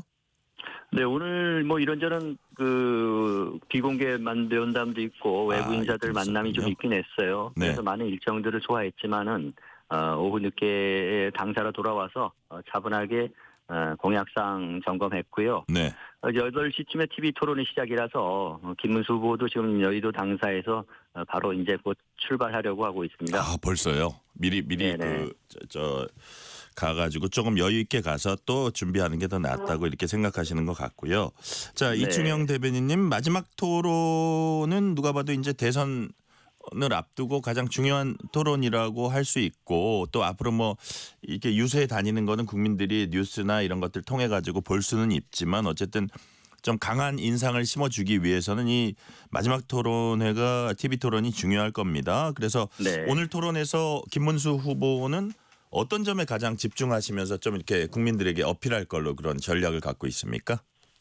네, 그동안에 김문수 후보가 차분하고 또 정정당당한 태도로 토론에 임해왔고 네. 오늘도 김문수 후보가 그동안 쌓아오신 경륜, 인간 됨됨이 또 국가 지도자로서의 준비된 모습 이런 부분들을 많이 부각을 시키실 것 같아요. 네. 그래서 특히 김문수 후보와 다른 후보와 차별화되는 부분들이 국민들, 유권자를 대하는 진정성 뭐 이런 부분들이 있기 때문에 오늘도 다양한 정책적인 부분들, 국가 운영의 비전들 이런 부분들을 가지고 국민들에게 다가가는 모습을 보일 것 같습니다. 오늘 주제가 정치 또 네. 외교안보 문제이지 않습니까? 네네. 그래서 당면한 현실 또 문제들이 많은데 여러 가지 정책적인 비전들을 제시하고 또 그동안에 생각해 오신 여러분들 국정 운영 방향에 대해서 네. 제시를 할 걸로 보여요. 사실 김문수 후보가 아시다시피 경기도지사 시절을 2번을 거치지 않았어요. 네네. 그동안에 행정 경험을 하면서 추진력, 성과 이런 부분들도 성과를 설명을 하실 것 같고요. 다른 후보와 대비되는 그 청렴성, 도덕성 뭐 이런 네. 부분들 이런 장점들을 많이 부각이 되는 기회가 될 것 같습니다. 그래서 오늘 뭐 마지막 토론인데 이런 TV 토론을 통해서 또 여론을 또 역전시킬 수 있는 또 이번 주 후반에는 뭐 골든 크로스를 이끌어낼 수 있는 그런 전환점이 되지 않을까 기대를 하고 있습니다. 네, 골든 크로스 전환점이 되기를 이번 세 번째 토론회가 그렇게 되기를 기대한다는 말씀하셨고, 지금 그 김문수 후보에 대해서 국가 지도자로서 준비된 지도자로서의 모습을 아마 보여줄 것이다. 그다음에 국정 운영의 방향 비전을 보여줄 것이다. 네. 정정당당함, 청렴성 이런 어떤 개인적인 도덕성이나 이런 것까지 다 부각이 될 수 있다 이런 말씀을 하셨어요. 제가 하나하나 주제를 한번 여쭤볼게요. 자, 개헌과 관련해서 개헌 얘기 분명히 나올 겁니다. 개헌과 관련해서 이재명 후보는 4년 연임제 개헌, 김문수 후보는 4년 중임제 개헌, 본인의 임기는 일단 3년으로 한다 이렇게 밝힌 바 있습니다. 이거는 뭐 그 이후에 별 얘기가 없었기 때문에 그대로 간다고 보고 있고. 근데 국민의힘이 이재명 후보 개헌안을 비판한 적이 있었는데 이건 뭐 어떤 문제점이 있었다는 거예요? 무엇보다 이재명 후보가 원래 개헌을 안 하겠다는 입장이지 않았습니까? 네네. 그런데 또 선거를 앞두고 있으니까 또 입장을 바꾼 걸로 보여요. 그동안 이재명 후보가 개헌에 소극적이고 실제로 국회에서 우원식 의장이 개헌 제안한 것도 뭐 하지 못하게 만들었지 않았어요. 공격하고. 네. 또 3년 전에도 4년 주임제 개헌을 하겠다고 얘기했어요. 그랬는데 선거 끝나니까 뭐 언제 이런 말이 있었냐는 듯 외면을 해왔었는데 네. 이번에 김문수 후보가 무엇보다 임기 3년 줄이겠다 이런 공약을 하는 것은 당선 시에 그 국회의원 선거와 대통령 선거를 맞추겠다. 개헌을 위해서 임기를 줄이는 자기 희생적인 결단이라고 보여지고요. 반면에 그리고 그 후에는 4년제 중임 개헌을 약속을 했어요. 반면에 그 이재명 후보는 4년 연임제를 말씀을 하셨는데 네네. 중임제와 연임제 차이죠 사실. 그래서 이재명 후보께서 말씀하시는 4년 연임제는 자칫 8년 단임제가 아니냐 이런 의심을 또 하고 있고 이게 또 연임을 한 뒤에 한 번 쉬면은 또 연임을 할 수 있는 길도 열리거든요. 그러면 러시아의 푸틴 대통령이 이런 식으로 장기 집권을 했었는데 중간에 메드베데프 대통령을 한번 세운 다음에 또 연임을 하는 이런 장기 집권에 욕심이 있는 게 아니냐라는 의심을 좀 하고 있습니다. 그래서 아무튼 그 이재명 후보가 정말 개헌에 진정성이 있다면 실제로 어떤 개헌을 위한 로드맵이랄까 이런 부분들을 좀 만드는데 협조를 해야 된다고 생각합니다. 네. 그래야지 어쨌든 간에 지금 제왕적 대통령제로 일컬어지는 육공화국 체제의 어려움 헌정에서의 어려움 이런 부분들을 극복하고 우리가 새롭게 정말 7공화국을 열어갈 수 있지 않을까 이런 생각을 하고 있습니다. 네. 자, 개헌 얘기해 주셨고요. 이재명 후보는 국방부 장관으로 민간인 임명하겠다고 했습니다. 군에 대한 문민 통제 강화하겠다는 취지의 얘기로 이제 해석이 되는데 김문수 후보 측에선 이 부분은 어떻게 평가하십니까?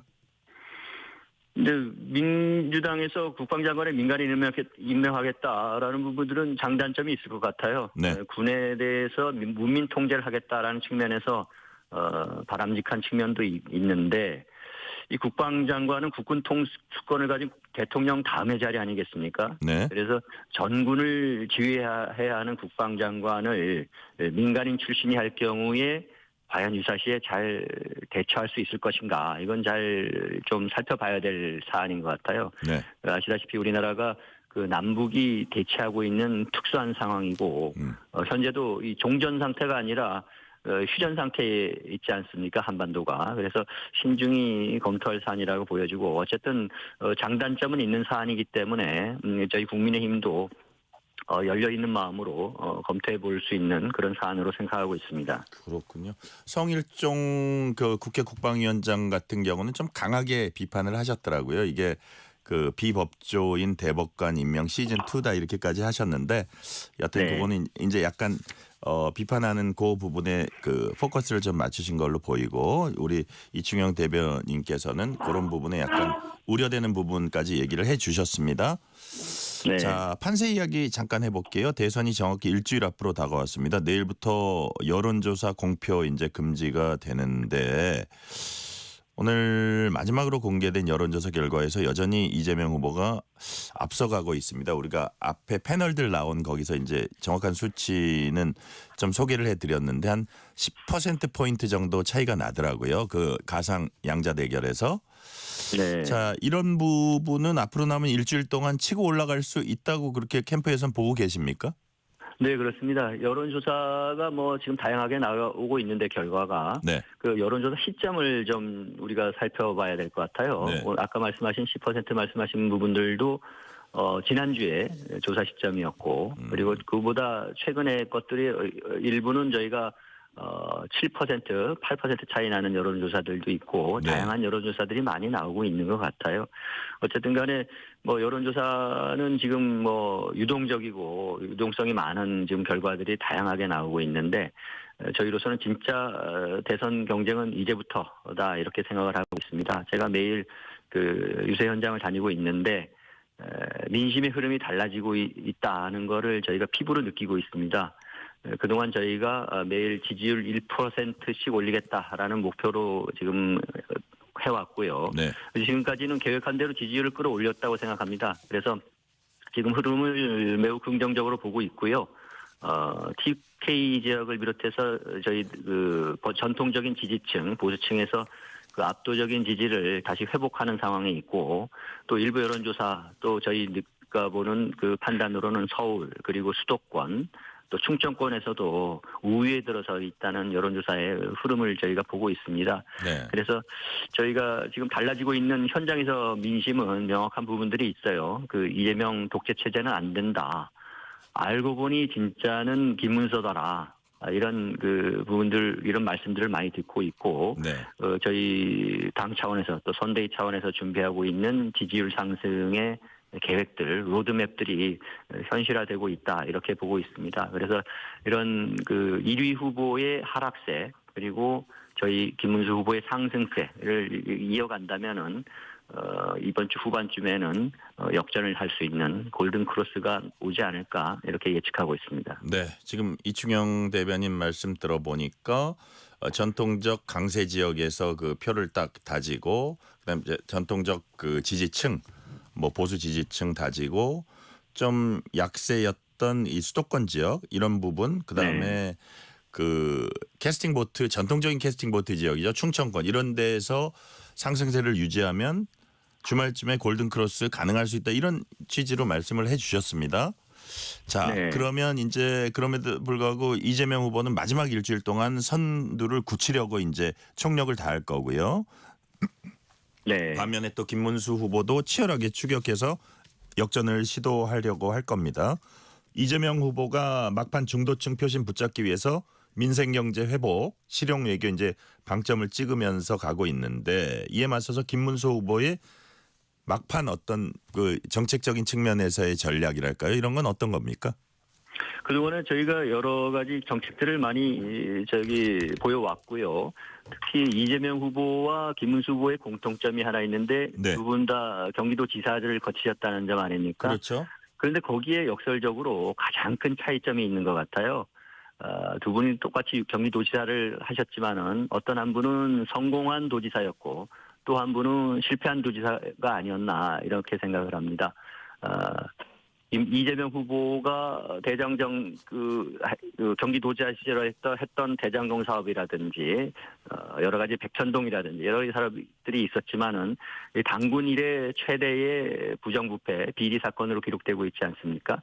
반면에 김문수 후보가 이뤘던 판교 테크노밸리라든지 평택 삼성 반도체 공장이라든지 이런 부분들에 대해서 그 차별성을 이제 유권자들이 알아가고 있는 과정이라고 생각하고요. 그래서 이번 선거는 그 오로지 그 거짓된 부분들로 가득 찬 이재명 후보, 그리고 진실뿐인, 그리고 성과가 위주인 김문수 후보의 차이점, 그리고 그 두 분 간의 대결이라는 구도로 가지 않을까 생각을 하고 있습니다. 특히 네. 지금 이재명 체제가 들어설 경우에 삼권 분립에 어떤 치명적인 결과를 낳을지에 대해서 국민들이 많이 우려를 하고 있거든요. 네. 그래서 민주당이 요즘 시도하고 있는 사법부 장악, 이런 시도에 대해서 특히 국민들의 우려가 큰 것 같아요. 네. 그래서 비법조인을 대법관으로 임명하겠다느니, 또 대법관을 100명으로 확대하겠다느니, 이런 부분들이 이 정권 잡으면 곧바로 사법부를 장악하겠다라는 불순한 속내를 그대로 드러낸 게 아닌가 하는 부분들을 국민들의 눈이 매섭기 때문에 네. 민주당도 이런 부분들에 대해서는 사과를 해야 된다, 이렇게 생각을 하고 있습니다. 이충영 대변인 보시기에는 그럼 지금 말씀하신 그런 부분, 대법관 100명이라든지 아니면 비법조인 대법관 법안이라든지 이런 거는 만약에 이재명 후보가 정권을 잡으면 다시 실행할 것이다, 이렇게 보시는 거예요? 그것이 현실화될 것으로 보입니다. 네. 이미 이재명 대표가 저지른 죄는 전부 없애겠다는 걸로 하지 않겠습니까? 실제로 공직선거법상의 허위사실 유포죄 자체를 없애겠다. 네. 공직선거법을 개정을 해서 이렇게 주장하는데, 이게 뭐냐면은 사실 말 그대로 도둑이 절도죄를 없애겠다는 거 아니겠습니까? 그래서 또 사법부를 전체적으로 친여 성향의 자기 그 민주당 성향의 편향적인 인사들을 사법부에 대법원에 채워 넣어가지고 그러니까 그 독재국가 과거 히틀러도 생각하지 못했던 발상이거든요. 네. 이런 부분들이. 그래서 현대에 들어서 그 베네수엘라가 독재국가라고 불렸었는데 이것도 정권을 장악한 실세들이 대법원을 장악했기 때문에 일어난 일이었어요. 그 사법개혁이라는 이름으로 베네수엘라에서도 대법관 수를 늘렸는데 늘어난 인원을 전부 다가 그 정권의 입맛에 맞는 대법관으로 채워 넣었어요. 네. 그래서 이게 이 대법원 사법부조차도 친정부 인사들에 의한 독재 이거를 합법화하는 수단으로 이용했기 때문에 네. 우리 국민들의 경각심 또 반면교사로 삼아야 된다라는 그런 인식들이 많습니다. 네. 지금 이충영 대변인께서 언급하신 지난주 7.7%포인트 차이 난 여론조사 CBS 노컷뉴스가 한국사회여론연구소에 의뢰해서 전국 만 18세 이상 남녀 1,001명 지난 23일과 24일 이틀 동안 조사한 거고요. 가상번호 무선 ARS 방식 응답률 7%였습니다. 자세한 내용 중앙선거 여론조사심의 홈페이지 참조하시면 됩니다. 자, 단일화 문제 조금 말씀을 드릴게요. 그 김용태 국민의힘 비상대책위원장이 이준석 후보의 어떤 의사를 존중한다. 그래서 뭐 단일화 안 되더라도 3자 구도 이렇게 가더라도 국민의힘 김문수 후보가 승리할 것이다. 이렇게 또 얘기를 했고요. 여기 이준석 후보는 또 오후에 긴급 기자회견 열어서 본인이 완주하겠다는 의사를 밝히면서 반드시 본인이 승리한다. 김문수 후보로는 이재명 후보를 못 이기니까 자신이 이긴다.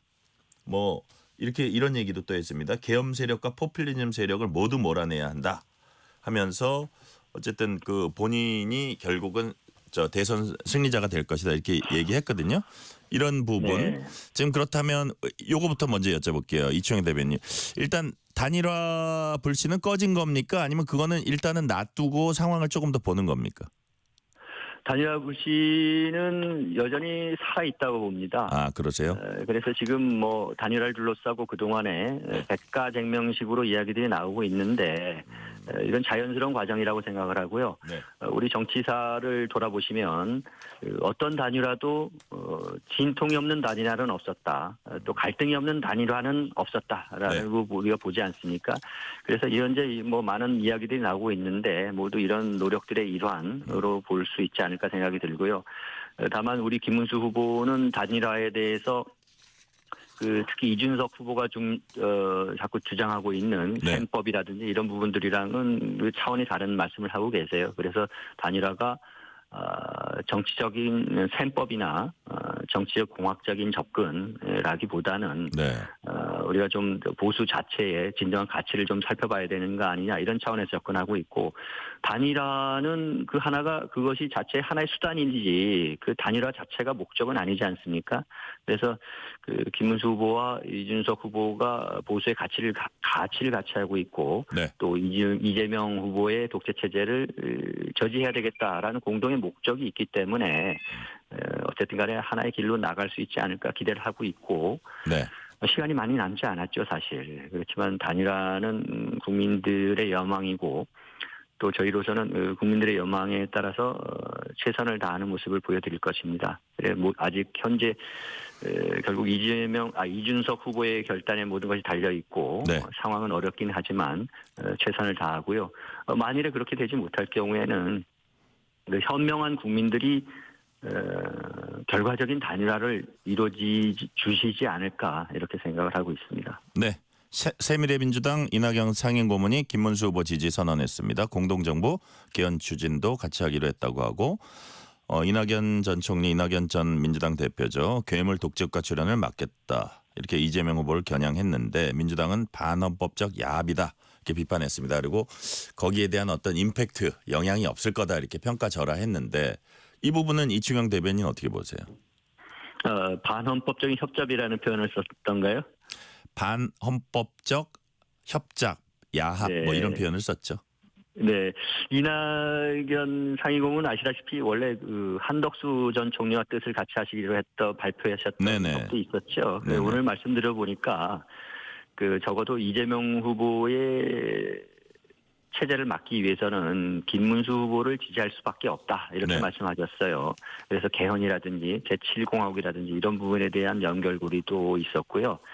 아무튼 그 민주당이 법치주의, 민주주의를 파괴하고 있다라는 부분들에 대해서 문제의식을 심각하게 가지고 계시고 오늘 민주당이 오늘 이낙연 상임고문의 말씀 지지 선언을 그런 어떤 비난하는 점은 반헌법적이다 이런 표현을 했었는데 네. 그건 좀 이해하기는 어려울 것 같아요. 네. 뭐 굳이 따지자면은 민주당과 조국혁신당 이번에 조국혁신당이 3당인데도 불구하고 네. 원내 3당인데도 불구하고 후보를 내지 않지 않습니까? 독자 후보를. 네네.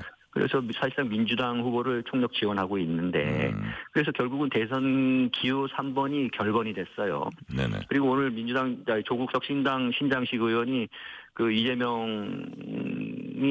후보가 만일의 경우 당선이 될 경우에 조국 대표의 조기 사면할 가능성도 언급을 하고 했었는데 이렇게 후보를 내지 않는 의석이 12석이나 되는 정당에서도 후보를 안 내는 경우도 있고 네. 뭐 여러 가지 현실들이 많은데 특정 그 정치인이 정치 지도자가 정당 후보를 지지하고 뭐 이런 부분들에 대해서 아주 네. 민감한 반응을 보이는 것은 좀 이해하기가 어려울 것 같습니다. 네. 자, 오늘 김문수 후보는 당선되면 30조 규모 민생 추경을 편성하겠다 이렇게 밝혔습니다. 이건 이제 시간 관계상 짤막하게 어디에 주로 쓰겠다는 겁니까? 추경 30조를 하면? 예, 아무래도 지금 뭐 세부 내용은 짜고 있습니다만은 이번 그 대통령이 차기 정부가 인수위 기간이 없다 보니까 네. 6월 4일부터 즉각 국정에 돌입해야 되고 그래서 저희가 지금 비상경제 워룸을 설치할 예정이에요. 네. 그래서 민생 같은 경우에가 중요하기 때문에 추경을 내수 경제를 살리는 부분, 또 일자리를 늘리는 부분, 또 통상 문제에도 대안을 제시해야 되기 때문에 바로 그 대응하는 차원에서 전문가들이 참여하는 경제팀을 구성해서 추경을 논의할 예정입니다. 그리고 또 아울러 김문수 후보는 국민 내각 추천위원회 구성하겠다고 밝혔는데 이게 이제 국민이 추천한 인사를 검증해서 내각 인선에 활용하겠다 뭐 이런 것 같은데 이게 일종의 통합형 인선이라고도 볼 수 있는 겁니까? 네, 그래서 국민들이 직접 참여하고 국민들의 손으로 내각을 구성하자. 그래서 국민들의 눈높이를 충족하는 인사를 하자. 그래서 네. 만일에 이런 부분들에 충족시키지 못하는 인사는 배제하겠다는 뜻입니다. 그래서 무엇보다 공정하고 내각을 투명하게 운영하겠다 이런 의지의 표현으로 보입니다. 네. 그리고 특히 대통령 비서실 같은 경우에도 과거에 측근 인사들로만 많이 구성이 됐었는데 국민 눈높이에 맞지 않는 인사는 철저히 배제하겠다. 네. 이런 후보의 의지를 표현한 것으로 보고 있습니다. 오늘 윤상현 의원이 공동 선대위원장 뭐 임명이 되니까 친한계에서 반발하고 막 해가지고 결국 요거는 취소가 됐죠? 뭐 취소됐다는 얘기는 저는 알지 못하고 선대위차에서 사실 임명하는 거 중간 공동 선대위원장은 여러분들이 계시지 않습니까? 그래서 당에서 5선, 6선 의원들은 한 분도 빠짐없이 공동 선대위원장으로 사실 모시고 있어요. 네네. 그래서 윤상현 의원도 인천 지역의 선거운동을 맡을 공동 선대위원장으로 모신 걸로 알고 있고요. 이번 선거는 뭐 누구는 되고 또 누구는 안 되고가 아니라 우리 당 그리고 보수 전체가 하나가 돼야 되는 선거이기 때문에 네. 선대위도 화합 그리고 통합 이런 게 중요하다는 차원에서 인선이 된 것 같고 그래서 이번 그 인선도 뭐 네. 공동선대위원장도 지금 뭐 6, 7분이 계신데 모든 선대위 전체가 용광로가 되는 선대위가 되지 않냐. 그래서 다른 생각이 있는 분들도 이해하실 걸로 지금 보고 있습니다. 오늘 이명박 전 대통령이 자기 청계재단 서초구 사무실 말고 여의도를 직접 찾아와서 김문수 후보 만났습니다. 자, 어떤 얘기 딱 한 말씀만 해주시면 어떤 얘기를 주로 해주셨나요? 이명박 전 대통령. 오늘 뭐 여러 가지 말씀이 있으셨는데 네. 김문수 후보야말로 국가를 경영할 수 있는 좋은 대통령이 될 수 있다. 이런 말씀이 있으셨고 네. 또 한 가지는 무엇보다 이준석 후보와의 단일화에 최선을 다해달라 이렇게 당부하셨다고 합니다. 네. 자, 시간 관계상 마지막 질문 드릴게요. 이제 종반으로 치닫고 있는 선거운동. 김문수 후보는 앞으로 일주일 동안 어떤 점에 중점을 두면서 국민께 호소하려고 하십니까? 네, 아무래도 김문수 후보는 진심과 진정성이 있는 후보입니다. 앞으로 남은 기간에 우리 보수층은 물론이고 중도층에게 어필할 수 있는, 다가갈 수 있는 그분들의 마음을 움직이는 데 주력할 예정이고요. 김문수 후보는 역전의 제왕입니다. 역전의 명수입니다. 과거 경기도 부천에서 박지원 후보를 꺾고 아무도 예상하지 못한 당선을 했고 또 삼선 국회의원을 했고요. 경기도 도지사 할 때는 유시민 후보를 꺾고 도지사를 2선을 했습니다. 모두가 불가능하다는 전망이 많았지만 김문수 후보는 해냈고 또 그동안의 경선 과정 그리고 후보 최종 결정 과정에서도 기적의 드라마를 써왔기 때문에 김문수 후보는 새로운 기적의 드라마, 역전의 드라마, 새로운 서사를 꾸려나갈 후보로서 면모를 앞으로 더 보이실 것으로 예상하고 있습니다. 네. 오늘 말씀은 여기까지 듣겠습니다. 지금까지 이충형 국민의힘 선대위 대변인이었습니다. 말씀 감사합니다. 감사합니다. 편지 왔습니다. 퇴근길 지친 당신에게 힘이 되는 뉴스를 전해드립니다. 매일 저녁 당신과 함께 읽는 세상 이야기. KBS 1라디오 뉴스레터 K.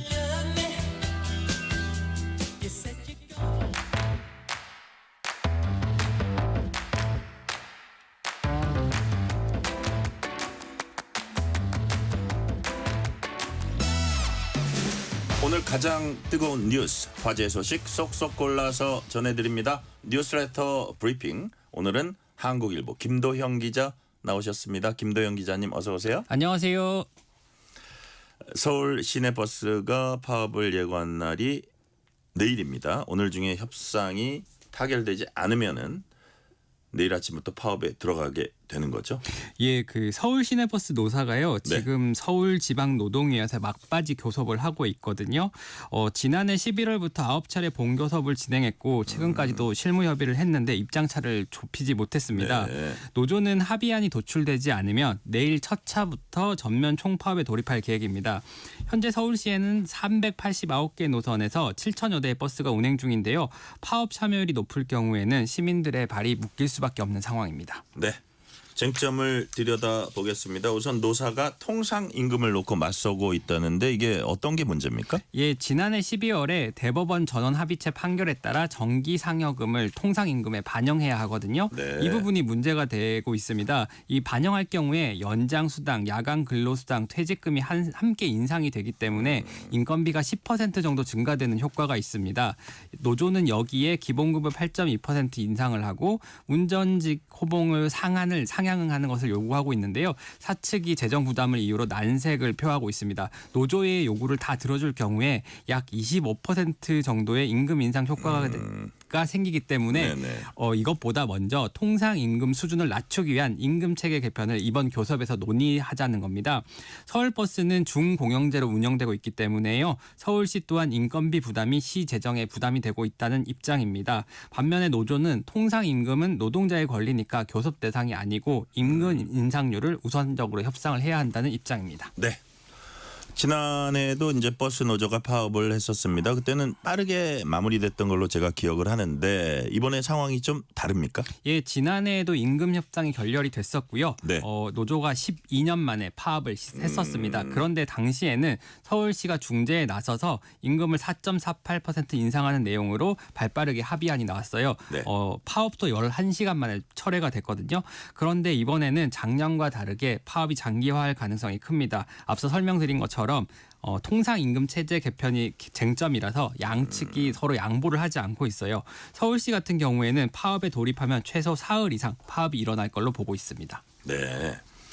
자, 통상임금 체계 개편 문제 이게 사실은 대법원 판결에 따른 거기 때문에 이건 받아들여야 되는 건데 현실성을 고려해서 그럼 통상임금을 좀 낮추자 이게 이제 업계 입장이고 그거는 손댈 수 없다 이게 이제 노조 입장인 것 같은데 이게 보니까 서울뿐만 아니고 뭐 부산이나 경남 이런 다른 지역도 지금 쟁점이 되고 있죠. 예, 그 서울시의 합의가 다른 지자체에도 미치는 영향이 크잖아요. 그러니까요. 그렇기 때문에 다른 지자체들도 서울의 합의를 좀 지켜보고 있는 상황인데 일단 부산의 경우에는요. 현재 네. 최종 교섭에 들어간 상태입니다. 부산 같은 경우에도 교섭이 결렬되면 내일부터 무기한 총파업에 나설 거고요. 네. 그리고 울산, 경남, 창원 등도 내일부터 파업에 들어갈 예정입니다. 전남과 광주는 모레부터 파업을 예고했습니다. 한국노총 전국자동차노조연맹은 전국적으로 1만 2천 대의 시내버스가 운행 중단에 들어갈 것으로 추산을 하고 있습니다. 네. 만약에 내일 당장 파업 시작된다면 이제 시민 불편이 커질 겁니다. 서울시가 여기에 대한 어떤 대책 같은 거를 마련하고 있습니까? 비상수송 대책을 마련을 했습니다. 출퇴근 시간을 중심으로 지하철 하루 운행을 173회 늘리고요. 막차 운행 시간을 다음 날 새벽 2시까지 연장할 예정입니다. 25개 자치구도 주요 거점 및 거주지에서 지하철역까지 빠르게 접근할 수 있도록 무료 셔틀버스를 운행한다는 방침입니다. 네. 이번 파업과는 뭐 직접 관련이 없는 그 질문이긴 한데 하나 살짝 드려볼게요. 지난해 말에 서울시가 24시간 자율주행버스 운행제도 도입한다 이런 소식을 제가 들은 적이 있거든요. 이 계획은 지금 어떻게 되고 있습니까? 예, 지난해 11월부터 도봉산 광역환승센터에서 영등포역까지 새벽 시간대에 자율주행버스를 운행하고 있습니다. 6개월 만에 누적 이용자 1만 명을 돌파를 했습니다. 새벽 혼잡 노선을 위주로 올해 3개 노선을 신설을 하고요. 네. 향후에는 10개 노선까지 늘릴 예정입니다. 새벽 시간대에 자율주행버스를 운행할 경우 장기적으로는 인력 의존도를 줄일 수 있을 것으로 보입니다. 네. 자, 주제 바꿔볼게요. 지난해부터 우리 사회는 초고령 사회로 진입했습니다. 그런데 우리나라 고령층의 일자리 수가 OECD 국가 중에서 가장 많이 늘어났다 이런 통계가 나왔어요. 예, 65세 이상 인구가 전체 인구의 20%를 넘으면 초고령 사회로 분류가 되는데요. 네네. 우리나라는 지난해 12월 23일부터 초고령 사회가 됐습니다. 그런데 우리나라의 65세 이상 인구의 고용률이 2023년을 기준으로 했을 때 37.3%로 경제협력개발기구 OECD 국가 중 가장 높다는 보고서가 나왔습니다. 국회 예산정책처 보고서예요. OECD 평균이 13.6%라는 점을 봤을 때 3배 가까이 높은 셈입니다. 네. 대표적인 고령화 국가인 일본의 경우에는 25.3%로 우리나라가 10%포인트 이상 높은 거예요. 자, 그렇다면 고령층이 계속 이렇게 일을 하려고 하는 일을 하고 싶어하는 이유 뭐니 해도 머니 아무래도 돈 그리고 노 대비 뭐 이런 것 때문 아닐까요? 예, 보고서는 고령층이 일자리 전선에 뛰어드는 이유를 부족한 연금 소득 때문이라고 설명을 했습니다. 그렇죠. 65세 이상 연금 소득자의 월 평균 연금 소득이 80만 원 정도인데요. 지난해 1인 가구 월 최저 생계비가 134만 원이니까 50만 원 이상 차이가 나는 셈입니다. 네. 은퇴 노인들이 연금 소득과 최저 생계비 차이를 메우기 위해 재취업에 나서면서 고용률이 높아졌다는 게 이 보고서의 진단입니다. 네. 그리고 이제 보니까 일자리 수 늘어났지만 일자리의 질은 열악한 걸로 이렇게 나타났습니다. 고용 형태로 보면 61%가 비정규직이라는 그런 통계도 나와 있습니다. 이번엔 주제를 다시 한번 바꿔볼게요. 러시아 우크라이나 전쟁 중에 우크라이나군의 포로로 잡힌 북한군 포로가 양국 포로 교환 명단에서 빠졌다고 합니다. 이거 어떻게 된 거예요? 예, 그 북한군 포로 리모 씨와 백모 씨 소식인데요. 네. 두 사람은 러시아로 파병됐다가 지난 1월에 우크라이나군에 생포가 됐습니다. 우리나라에서 한 일간지가 지난 2월에 두 사람의 인터뷰 등을 공개해서 파장이 일었던 것 기억하실 거예요. 네네. 러시아와 우크라이나가 지난 16일에 협상을 해서 각각 1,000명씩 포로를 교환하기로 했는데요.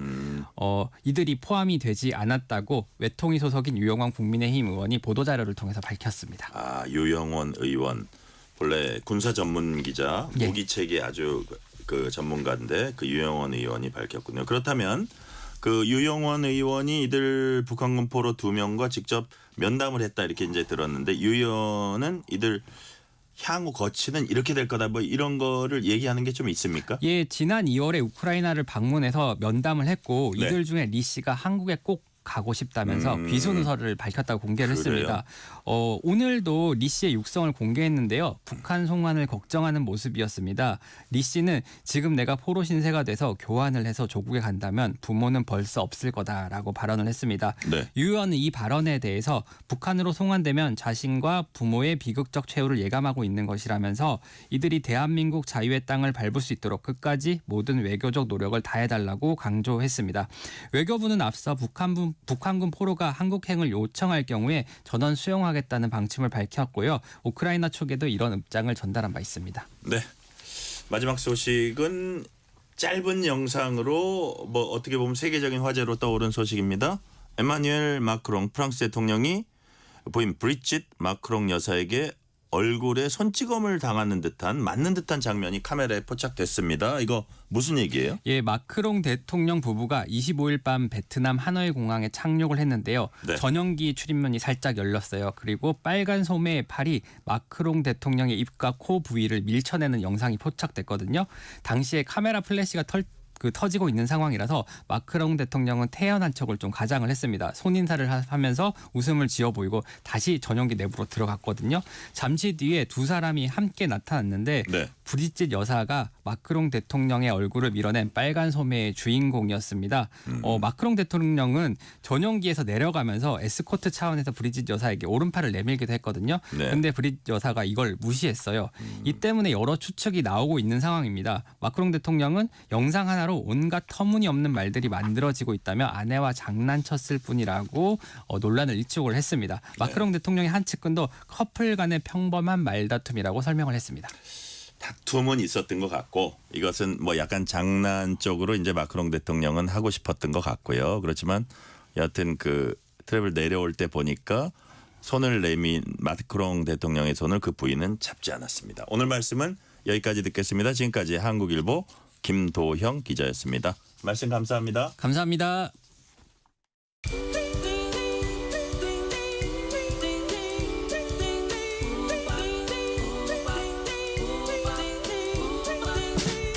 오늘 하루 뉴스를 정리해주는 다정한 편지 한 통. KBS 일라디오 뉴스레터 K.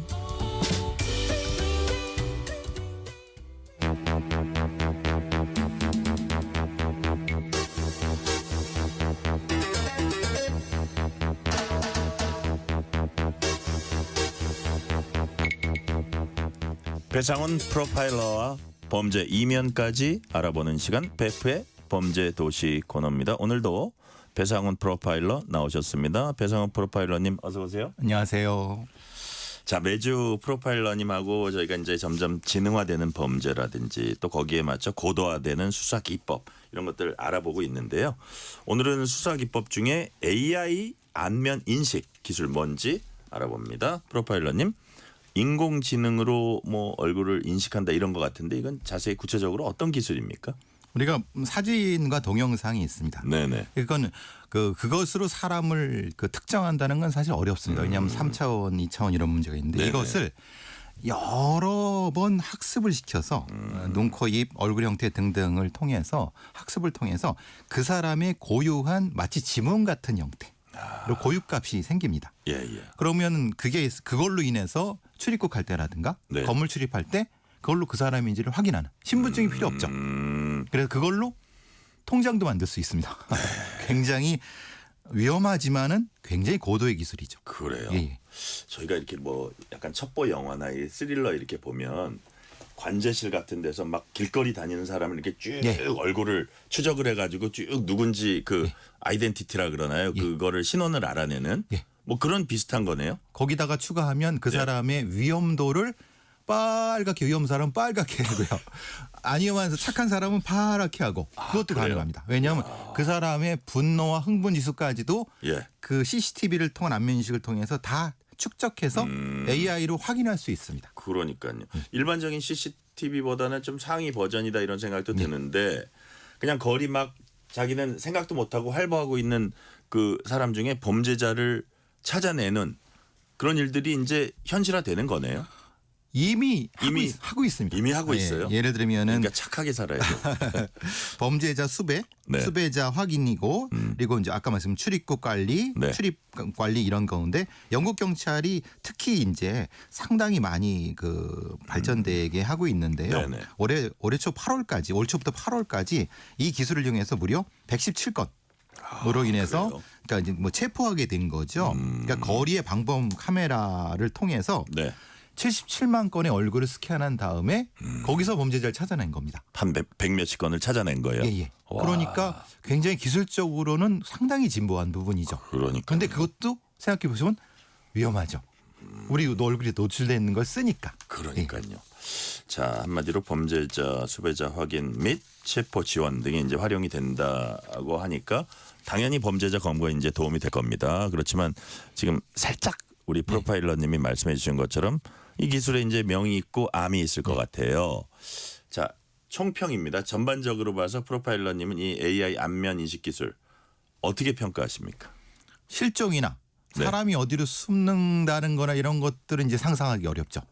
왜냐하면 우리나라 같이 CCTV 이렇게 많은 블랙박스 많은 그런데 그건 반대로 프라이버시가 사라진다는 겁니다. 그렇죠. 그래서 프라이버시가 사라진 사회의 시스템이라는 것이 완전히 전복된 시스템인 거죠. 그렇죠. 그럴 경우 어떻게 완전히 노출된. 예. 완전히 노출된. 그거를 그 정보를 별로 안 좋은데 누군가 가지고 있는 겁니다. 그렇죠. 그 누군가가 말하자면은 영국은 왕립 경찰이고 중국은 공산당 정부고 뭐 빅브라더 같은 그러면 그게 기술의 문제가 아니라 문화적 사회 체계의 전환의 문제인 거거든요. 이건 상당히 고민이 많이 필요한 부분입니다. 옛날에 그 영화 그 영화 제목이 뭐였더라? 샤론 스톤 나오는 건데 어쨌든 그 뭐 아파트랄까 그 건물의 주인이 모든 세대를 들여다보고 있어요. 뭐 그런 거네요, 결국은. 그럼 위험한 사람을 내보내고 이런 거죠. 저 아까 말씀하신 대로 수사 현장에서 이미 안면 인식 기술 활용하고 있다고 하셨잖아요. 자, 근데 해외는 어떤지도 궁금합니다. 예를 들어서 제가 언뜻 들었는데 중국 같은 경우에 안면 인식 기술이 세계적인 수준이다 이런 얘기도 있어요. 중국은 특징이 있습니다. 어떻습니까? 전제 독재 국가니까 국민들의 의사를 묻을 필요 없이 그들의 안면적인 정보를 다 그냥 수집합니다. 그래서 예를 들면 지금 쓰고 있는 거는 북경에 있는 지하철 CCTV에 서버를 접속해서 거기서 바로 검거합니다. 아, 그래요? 예. 그렇게 뭐 됩니다. 검거는 그렇다고 쳐도 어쨌든 국민의 모든 개인 정보는 다 국가 정부 거네요. 그렇죠. 그러니까 그게 중국의 지금 시스템 말하자면 2018년도 같은 경우는 도주한 수배자를 20년 만에 검거했다고 성과를 막 냈다고 하는데 그리고 가짜 신분증 뭐 이런 것도 찾고 그랬는데 문제는 위험성 아까 말씀드렸고 근데 문제는 미국과 또 이거 비슷하게 한다는 겁니다. 미국 같은 경우는 16개 주가 연방수사국 FBI와 계약을 맺어서 신분증 사진, 운전면허 사진 같은 경우를 데이터베이스화 만들어 갖고 무려 1억 1,700만 명의 안면 인식 네트워크가 포함되어 있고요. 실제로는 한 300억 장 이상의 어떤 웹사이트 상의 사진을 모아서 분석을 해서 이른바 생체 정보 데이터베이스를 국토안보부가 가지고 있다는 겁니다. 그래요. 이게 참 미국을 어떤 나라인지 인식하지 참 그러지만 이걸 보면 좀 그런데 이런 생각 많이 하실 겁니다. 이게 보니까 저도 뭐 특파원 생활도 하고 그랬지만 경찰의 어떤 권위가 그 권한이랄까 이게 워낙 총기를 많이 가지고 있어서 그렇기도 하고 특히 국토안보부 같은 경우는 그 9.11 테러 같은 거를 당했던 그거니까 그런 거에 대한 약간 국민적 뭐 합의라 그럴까 그런 게 좀 있는 것 같아요. 약간 양의 합의 그런 정도죠. 그러니까요. 특히 9.12 테러라든가 보스턴 마라톤 테러 같은 게 생기면서 어떤 전체적인 정부의 방침 자체가 연방 주정부 이런 기구가 고유 아이디를 이렇게 보유하는 방식으로 되는데 근데 이제 트럼프 정부 들어오면서 더 심해졌죠. 더 심해졌어요. 왜냐하면 이민자 추방 관련된 부분이 더 심해졌기 때문에. 그렇군요. 자, 근데 의외로 또 영국도 AI 안면 인식 기술 적극적으로 이제 도입한 나라로 이렇게 분류가 되고 있거든요. 실제로 적극적으로 활용을 하고 있어요. 사실은 유럽은 사실은 여러 가지 조약 때문에 못 하는데 엑시트가 되면서 사실은 브렉시트가 되면서 조금 자유로운 상태가 되는 것 같고요. 1990년대 이후에 CCTV 강국이 되었는데 사실 영국한테 이런 트라우마가 있습니다. 사실은 영연방에서 이런 수사 시스템을 먼저 개발했는데 사실 그것을 미국에서 상당히 먼저 앞질러 버렸습니다. 그래서 사실은 영국에서는 그거를 다시 앞지르기 위해서 조금 뭐라고 하나 조금 일종의 반칙을 쓰는 정도를 할 수 있다고. 예를 들면은 실제로 영국의 많은 시민단체들이 이 위험성에 대해서 상당히 많이 얘기를 하고 있습니다. 지금 같은 경우는 훌리건 찾는데 그다음에 카니발에서 위험자 찾는데 이런 것도 지금 실제로 쓰고 있고 차량에다가 그걸 싣고 다니면서 찾으러 다니는 수준입니다. 그런데 이게 위험성에 대해서 많은 문제 제기를 하는데 영국 정부는 어떻게 보면 사실은 좀 무시하는 경향이 있는 것 같습니다. 그렇군요. 자, 그리고 우리가 CCTV 카메라 이렇게 보면은 그 화질이 그렇게 좋다고 볼 수도 없는데 그런 낮은 화질 같은 데서도 또 식별이 가능한가 보죠. 이게 예. 왜냐하면 AI로 하면은 네. 실제로 그 화질 낮은 것을 화소를 보정하면서 합니다. AI에 또 예. 그게 강점이 있군요. 우리가 보통 이제 화면 옛날 그 흑백 사진들 이렇게 좀 복원하지 않습니까? 예. AI가 그 강력한 힘이 있죠. 그것이 맞는 것 같은 일 확인해 갖고 하니까 옛날의 사진 같은 경우 30년 전의 사진을 가지고 20대 때 사진을 가지고 지금 50대 때 범인을 찾는 방식도 됩니다. 그러니까 이거 자체가 원 로 데이터만 충분하면은 사실은 어느 정도까지 발전될지 잘 모르겠습니다. 굉장히 높은 수준으로 올라가 있습니다. 네. 근데 예를 들어서 이제 모자를 푹 눌러 쓴다든지 마스크를 쓴다든지 이러면 이거는 좀 인식하는 데는 그 어려움은 있겠네요. 근데 그것도 극복을 하는 거죠. 왜냐하면 그래요? 성형외과에서 이 데이터를 해서 그래요? 성형한 사람의 원래의 얼굴형을 실제로는 이걸로 찾아낼 수 있다고 합니다. 그래요? 예. 그래서 이제 과거에 어떤 수배자들이 성형 수술해 갖고 안 잡힐 거라고 했는데 사실 이게 딱 보면 딱 나오거든요. 원래 얼굴이 딱 뜨는 거예요? 예, 어느 정도까지 뜹니다. 그러니까 그것도 사실은 AI로 되니까 무서운 세대죠. 그러니까 물론 완전히 다 바꾸면야 모르겠지만 실제로는 어느 정도까지 틀이 남아 있거든요. 네. 그리고 그 이상은 성형외과 의사들이 안 바꿔주거든요.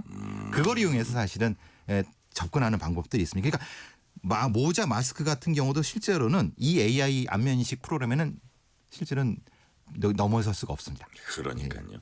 자, 아까도 우리 프로파일러님이 좀 말씀해 주셨지만 기본적으로 이게 지나가는 모든 사람의 그 얼굴을 무작위로 이렇게 다 이렇게 스캔을 한다면 이거는 사생활 침해 논란이 생길 수밖에 없잖아요. 그렇죠. 그래서 이제 아까 영국 시민단체도 말씀드렸지만은 사실 유럽이라든가 미국의 시민단체도 굉장히 많은 문제 제기를 하고 있습니다. 예. 왜냐하면 국가기관, 수사기관이 너무 많은 데이터를 가지고 있다. 그러니까요. 근데 문제는 이 안면인식의 오류 때문에 그냥 체포되는 경우. 그러니까 범인이 아닌데도 네. 체포됩니다. 왜냐하면 의도적이건 의도적이지 않건 실수건 데이터가 조금만 바뀌면은 실제로 그 어떤 AI가 멀쩡한 사람을 범인을 만들어 버리는 겁니다.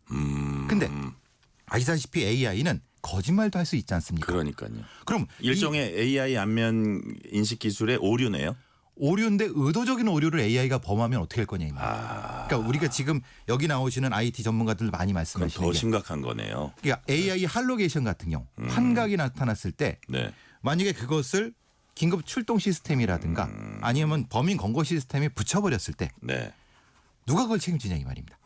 그러니까 이건 말하자면 이런 불안전한 기술에 대한 문제라든가 이런 부분들은 사실은 굉장히 네. 고민을 해야 되는 것이 아닐까라는 얘기를 합니다. 그러니까요. 지금 프로파일러님 말씀 들어보니까 한마디로 논란이 많은 기술이라고 할 수 있는데 그럼에도 기술을 도입하고 적용하고 또 확대해 나갈 필요성은 있다고 보십니까? 왜냐하면 우리가 안 해도 네. 불법단체, 범죄자들이 할 거거든요. 아, 그래요? 그렇죠. 그리고 말하자면 그러니까 일종의 뭐라고 하네요. 반단체. 그러니까 말하자면 2분의 1 국가단체. 그러니까 국가 수준의 어떤 조직체라든가 기업들이 이미 하고 있고 그러면은 그냥 놔둘 것이냐. 그럼 국가가 그러니까 민주적 합법성을 가진 국가가 어느 정도 관리를 해야 된다. 그럼 데이터 관리. 그 데이터 관리를 좀 어떤 치밀하게 시민의 관리에 의해서 그게 맞는 거지. 이게 안 좋다고 해서 놔두면은 어쨌든 마구잡이로 했을 때 그러니까 다국적 기업 같은 데서 이렇게 접근할 때 그것도 그러다가 어떤 거대한 범죄 집단 같은 데서 또 그걸 할 때 해킹이 됐을 때 그러니까요. 해킹해서 그걸 다 가져갔을 때 그러면 어떻게 할 것이냐. 그러니까 최소한 카운터파트 아니면 대응 어떤 거는 있어야 된다. 최소한. 근데 영국이나 미국이나 중국은 그걸로 패권 경쟁을 하고 있는 겁니다. AI 패권 경쟁을 하고 있고 그러니까 범죄 데이터를 통해서 학습을 시키는 게 굉장히 높은 수준이거든요. 네네. 그러니까 중국은 이미 독재 국가니까 할 수 있는데 민주주의 국가인 영국과 미국도 그에 못지않게 하고 있는데 AI를 우리가 좀 바라는 우리 같은 경우는 예, 어떻게 할 것인가에 대한 선택의 기로에 지금 있는 겁니다. 그러니까요. 이거를 내버려 둘 수는 없다. 어떤 식으로인지 관리는 해야 되고 이제 전체적으로 이렇게 저 관리는 해나가야 된다는 취지로 말씀하셨는데 자 마지막 질문 드릴게요. 이게 말씀하신 대로 부작용도 예상이 되는 만큼 그리고 어떻게 보면 우리한테 또 근본적인 질문을 던질 수도 있는 주제가 AI잖아요. 그래서 그 문제점이랄까 부작용을 최소화할 수 있도록 우리가 신중하게 접근을 해야 될 텐데 그렇다면 시스템을 설계하고 적용해서 실행하고 하는 데 있어서 어떤 점들을 좀 고려하고 조심해야 된다고 보세요? 국가 로데이터의 관리 시스템이 지금 돼 있어야 됩니다. 네. 국가 범죄 시스템 자체가 사실은 특정한 어떤 집단에 방치되어 있는 상태인 거고 거기에 대한 표준화된 모델이 아직 성립되어 있지 않은 상태입니다. 물론 몇 가지가 있을 수 있는데 통합적인 부분이거든요. 그러니까 이 사실 어차피 시스템 설계할 때는 모든 전문가가 모여서 국회에서 어쨌든 대통령이 결정하는 그러니까 모든 주체가 결정을 해야 되는데 아직 거기까지는 못 가고 있고 개념적인 상태까지만 가 있습니다. 근데 사실은 생각해 보면 영국이나 미국 이런 데 이미 여기까지 가 있거든요. 우리는 여기입니다. 그러니까 우리는 토대가 좀 탄탄하면서 거기까지 가야 될 거라는 생각을 합니다. 자, 안 갈 수는 없다. 그렇다면 신중하게 우리가 관리할 수 있도록 체계를 갖추자는 말씀. 그 말씀까지 오늘은 듣겠습니다. 지금까지 배상훈 프로파일러였습니다. 말씀 감사합니다. 감사합니다. 오늘 뉴스레터 K는 여기까지입니다. 커피 쿠폰 당첨자 명단은 뉴스레터 K 홈페이지 확인해 주시고요. 오늘 끝곡은 폴리스의 Every Breath You Take 듣겠습니다. 오늘도 함께해 주신 청취자 여러분 진심으로 감사드립니다. 지금까지 뉴스레터 K 전종철입니다.